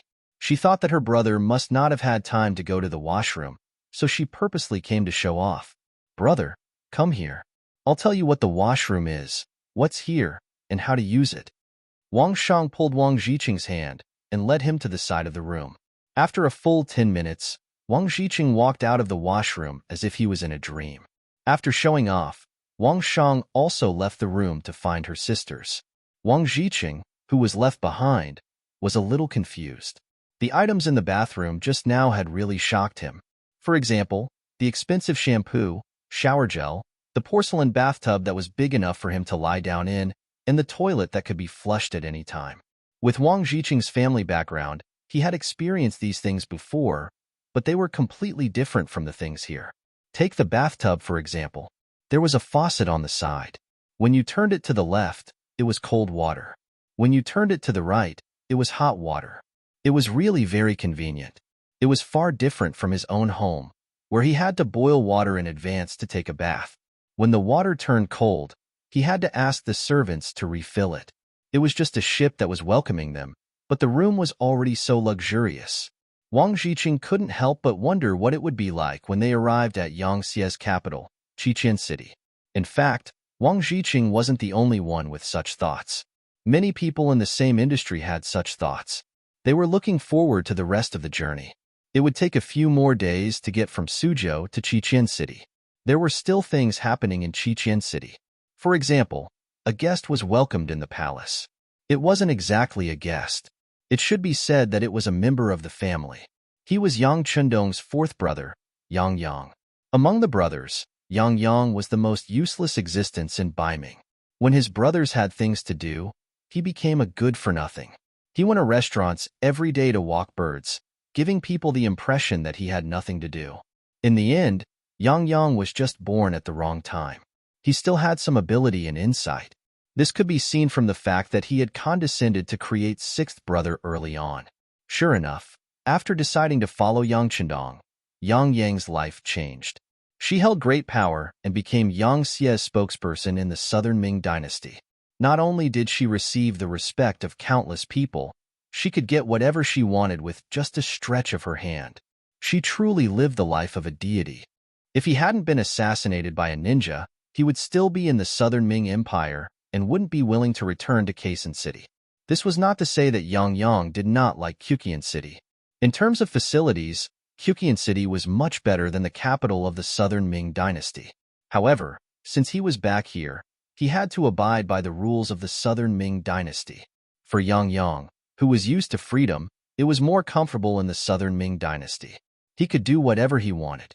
It had been a while since Yang Chendong returned to Qiqian City.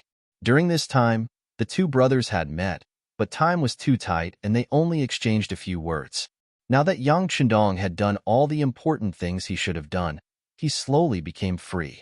This fourth brother came to visit again, and this family banquet was held. Since it was a family banquet, there naturally wouldn't be any idle people. Even the few servants of the Yang family didn't come. The only ones sitting at the table were Yang Chendong, Hu Yin, and Yang Yang. Hu Yin was the princess consort. When Yang Chendong wasn't in Qiqian City, her status had always been high. Letting her sit with him expressed Yang Chendong's respect for his fourth brother. If there was no wife accompanying him, it would be a brotherly banquet. Haha, your sister-in-law didn't come. Otherwise, you two would be able to talk.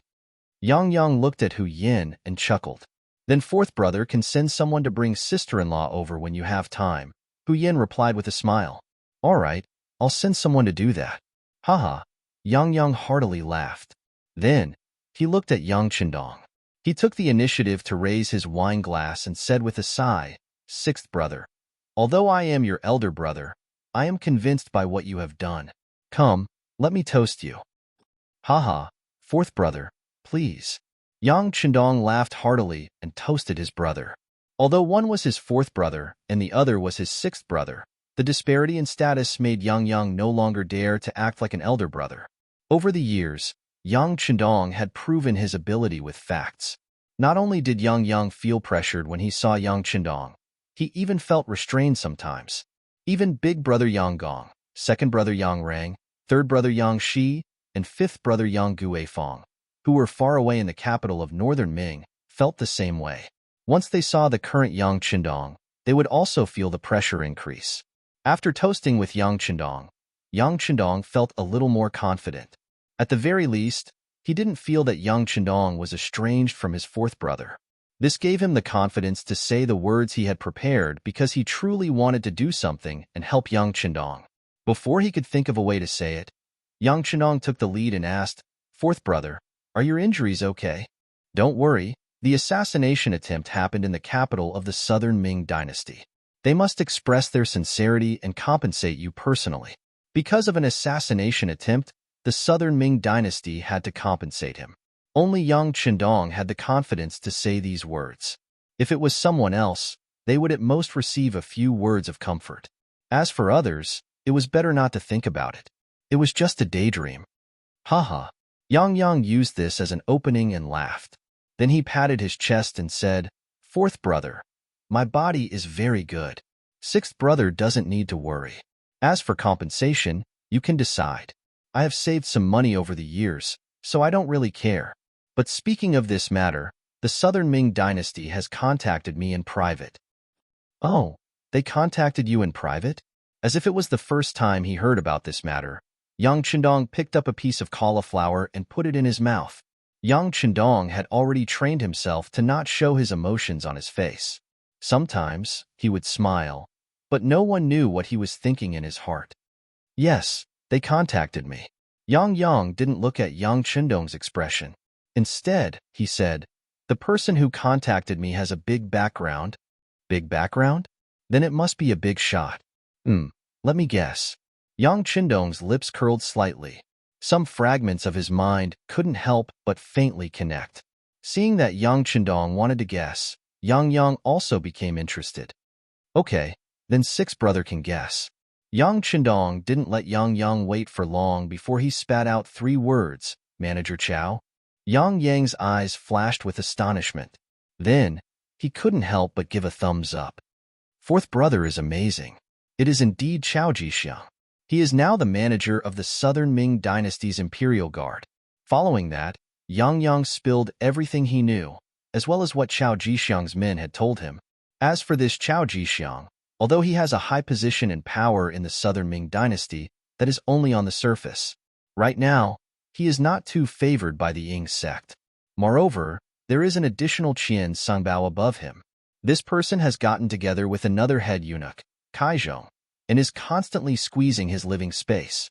As a result, Chao Jixiang is currently in a difficult situation. Thus, he used the assassination to contact me. On the surface, it seems like he is apologizing, but in reality, he is intending to rely on me and change his allegiance. Fourth brother, I can feel it. Originally, I did not want to pay attention to them, but now, I feel that it is an opportunity. I think that this is a trap. Yang Qindong really wanted to say this, but he didn't. Because he needed people to enter his trap, he could only pretend that he didn't know anything. However, no one knew better than him what kind of person Chao Jixiang was in history and how much trust he had received from the Ying sect's Zhu Qizhen. Speaking of Zhu Qizhen, he trusted the people around him, especially the eunuchs, who seemed to have no bottom line. In history, even though he was tricked by Wang Zhan and lost the Tumf castle, after the Ying sect's restoration, he issued an edict to clear Wang Zhan's name and used incense wood to summon spirits. In the capital, he built a Jingzhong shrine in the northern courtyard of the Wisdom Temple to worship spirits. Chao Jixiang had once been under Wang Zhan's tutelage. In the eyes of the Ying sect, he was one of Wang Zhan's substitutes. In history, he had plotted with General Shi Hong and Cabinet Grand Secretary Su Yozhen to lead troops to welcome the Ying sect's restoration. His contributions were even greater, and he was rewarded with large amounts of land. He also assisted in the military affairs of the capital. Chao Jixiang's nephews, Chao Xian and Chao Duo, were appointed as hereditary commanders of the Genie Guards and were gradually promoted to become military governors. The number of people under Chao Jixiang's command who were able to become officials numbered in the hundreds and thousands. There were many officials in the court who relied on Chao Jixiang in hopes of being promoted. Chao Jixiang had a lot of power at that time, and together with Shi Hong, they were called Chao Shi. It wasn't impossible for such a person to betray the Ying sect. However, if he betrayed Zhu Qizhen and fled to the Yangtze, he was not trustworthy at all. Looking at the Bugnam of Gojoseon Palace, apart from the guards in charge of security, there were no other men. There were no eunuchs at all. It had to be said that Yang Qindong did not have a good impression of eunuchs. This was because in history, many bad things happened because of them. However, Yang Qindong had interacted with eunuchs before. For example, the head eunuch Mao Mu, who was serving the empress in the southern Ming palace, was one of Yang Qindong's men. From time to time, he would send important information. However, on the surface, Yang Qindong did not have any eunuchs by his side. In such an environment, if Chao Jixiang wanted to join the Yangxie, what could he do? He did not have a position for himself, so why would he surrender? It was not easy for him to escape from Beiming to the southern Ming dynasty and join the Ying sect's Zhu Qizhen. Why would he betray once more?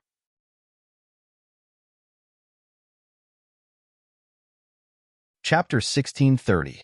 And even if all of this was true, how could Yang Qindong believe a person who could betray him at any time? Yang Qindong was familiar with the history of the Great Ming Dynasty.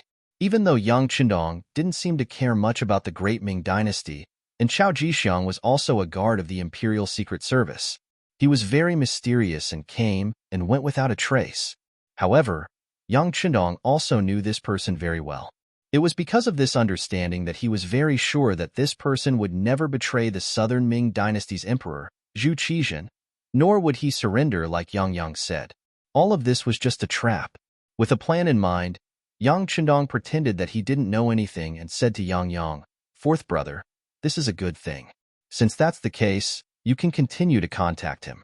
If you need help, whether it's the Security Bureau or the CIA, we will do our best to help." This was exactly what Yang wanted to hear. He also wanted to make some achievements. He immediately said happily, "It just so happens that there are people sent by Chao Jixiang in the observation group. When the time comes, I will have a good chat with him." Seeing Yang Qindong's excited expression, Yang Qindong couldn't bear to dampen his enthusiasm. He also wanted to see what kind of trap the other party had set.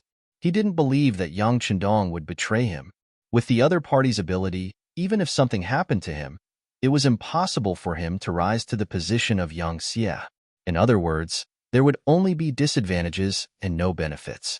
Thus, Yang Qindong also wanted to see who else was involved in this matter. Of course, even if this matter didn't happen, Yang Qindong already had a rough understanding in his heart. He only needed to wait for the other party to set up the trap. At that time, he would let the person who set up the trap know what it meant to seek death. Yang Qindong was holding a family banquet in the palace. Because Yang Wu was in charge of the palace's affairs, he had been accompanying him.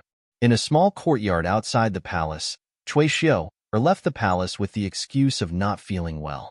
She came to see Yang Lu, who had been waiting for a long time. "How was it? No one noticed you when you came out, right?" After seeing Cui Xiu appear, Yang Lu sat on a chair and asked with an unpleasant expression. Over the years, Yang Lu had hardly exercised his body. Moreover, he had indulged in eating, drinking, whoring, and gambling. His body was no longer as good as before. Reporting to Master, "No, the 8th madam can't wait to see me?" As soon as I said I wasn't feeling well, she immediately approved my leave. Cui Xiu put away the arrogant attitude she had in the palace. At this moment, she was as docile as an obedient lamb. It couldn't be helped. The lives of Cui Xiu's parents and 2 older brothers were in the hands of Yang Lu, and if she were to offend him, her family would immediately be destroyed. What she didn't know was that her family had already been killed by Yang Lu. Speaking of which, Yang Lu didn't have the time to send a few people to keep an eye on Cui Xiu's family. Besides, it was difficult for the living to keep a secret. Only the dead were the most reassuring. "Very good, you did well." Yang Lu still had some understanding of the ways of a master. He knew that if he praised his subordinates properly, they would be full of enthusiasm. "You can rest assured that your family is now very safe. They have food and drink, and they are living very well. When the matter is done, you will be given a large sum of money, and you can reunite with your family." "Thank you, Master."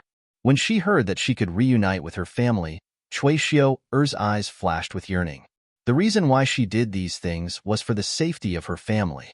"Well, you tell me, is there anything unusual about the 8th madam?" When it came to business, Yang Lu, who was sitting on the chair, was a lot straighter. Reporting to Master, the 8th madam has completely lost power. Bugnam of Gojoseon has been back for so long, and he has not come to the 8th madam's palace. Even Princess Yangxian has not seen her father for so long. When Cui Xiu answered this question, her tone was very firm. "Perhaps adults can deceive people, but a 6-year-old child can't deceive her. This answer was the same as the result of Yang Lu's analysis. He nodded with satisfaction and said, "It seems that Bugnam of Gajosian really regards the 8th Madam as the backing behind the ninjas. Hee, this is the best. He will not suspect others because of this. But you still have to keep an eye on it. If there is any movement, tell me immediately." "Yes, master," Cui Xiao replied respectfully. "Good. By the way, did Yang Wu find anything?" Thinking of his brother, Yang Lu's eyes had a trace of hesitation. He admitted that this time he took advantage of the feelings between brothers, but there was no other way. With the smuggling he did, once Yang Chendong found out, it would be difficult for him to survive.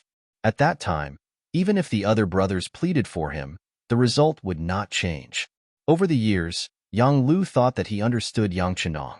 This person had his own principles when doing things. Anyone who was willing to step on the line, no matter what kind of merits they had in the past, would be heavily punished. And what he did was not as simple as stepping on the line, it was simply challenging Yang Chendong's bottom line. There would definitely not be a good result. Even so, he could only give it a try.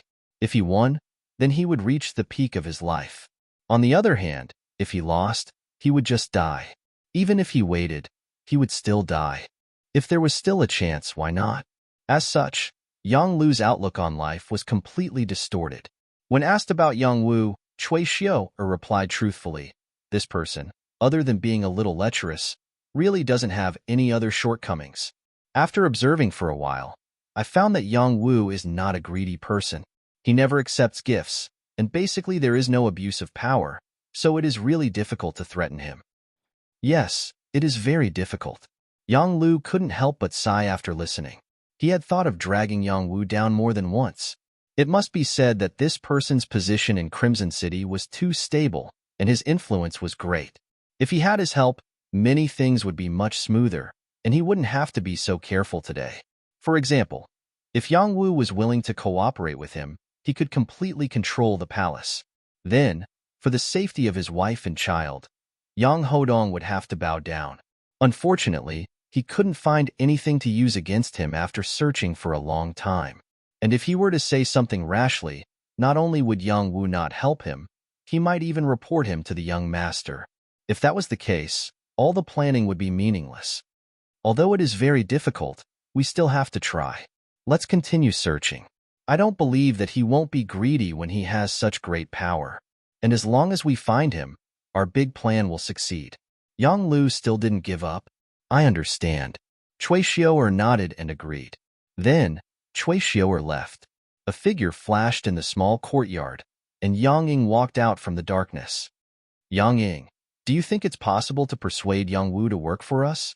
Seeing Yang Ying, Yang Lu didn't straighten his body, and instead collapsed, as comfortable as possible.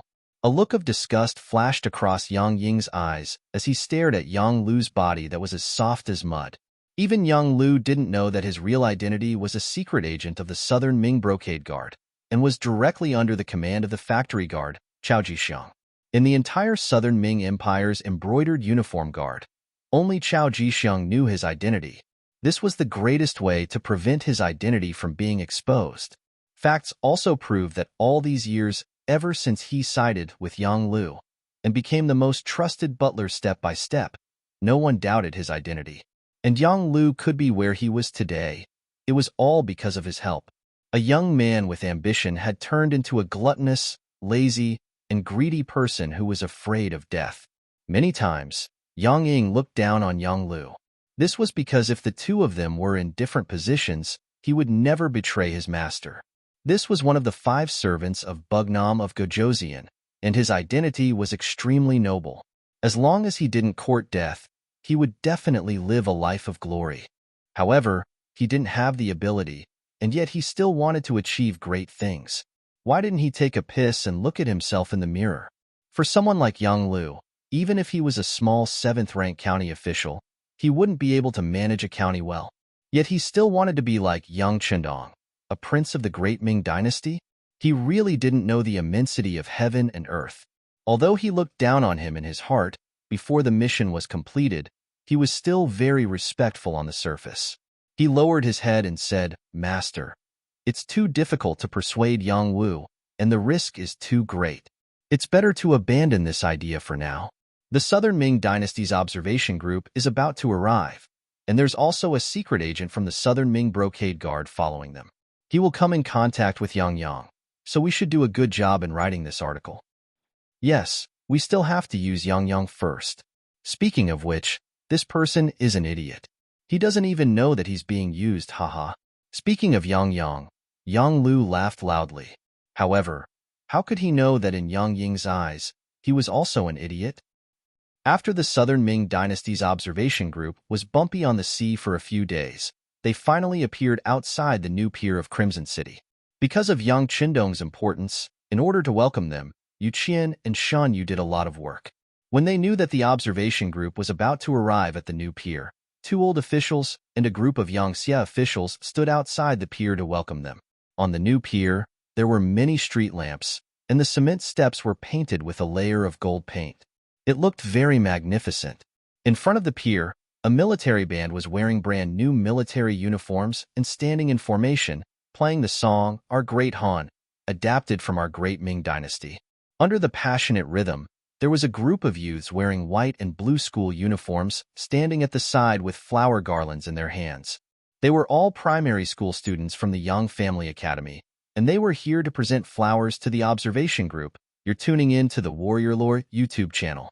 Don't forget to subscribe and join us on this journey to catch the most captivating stories.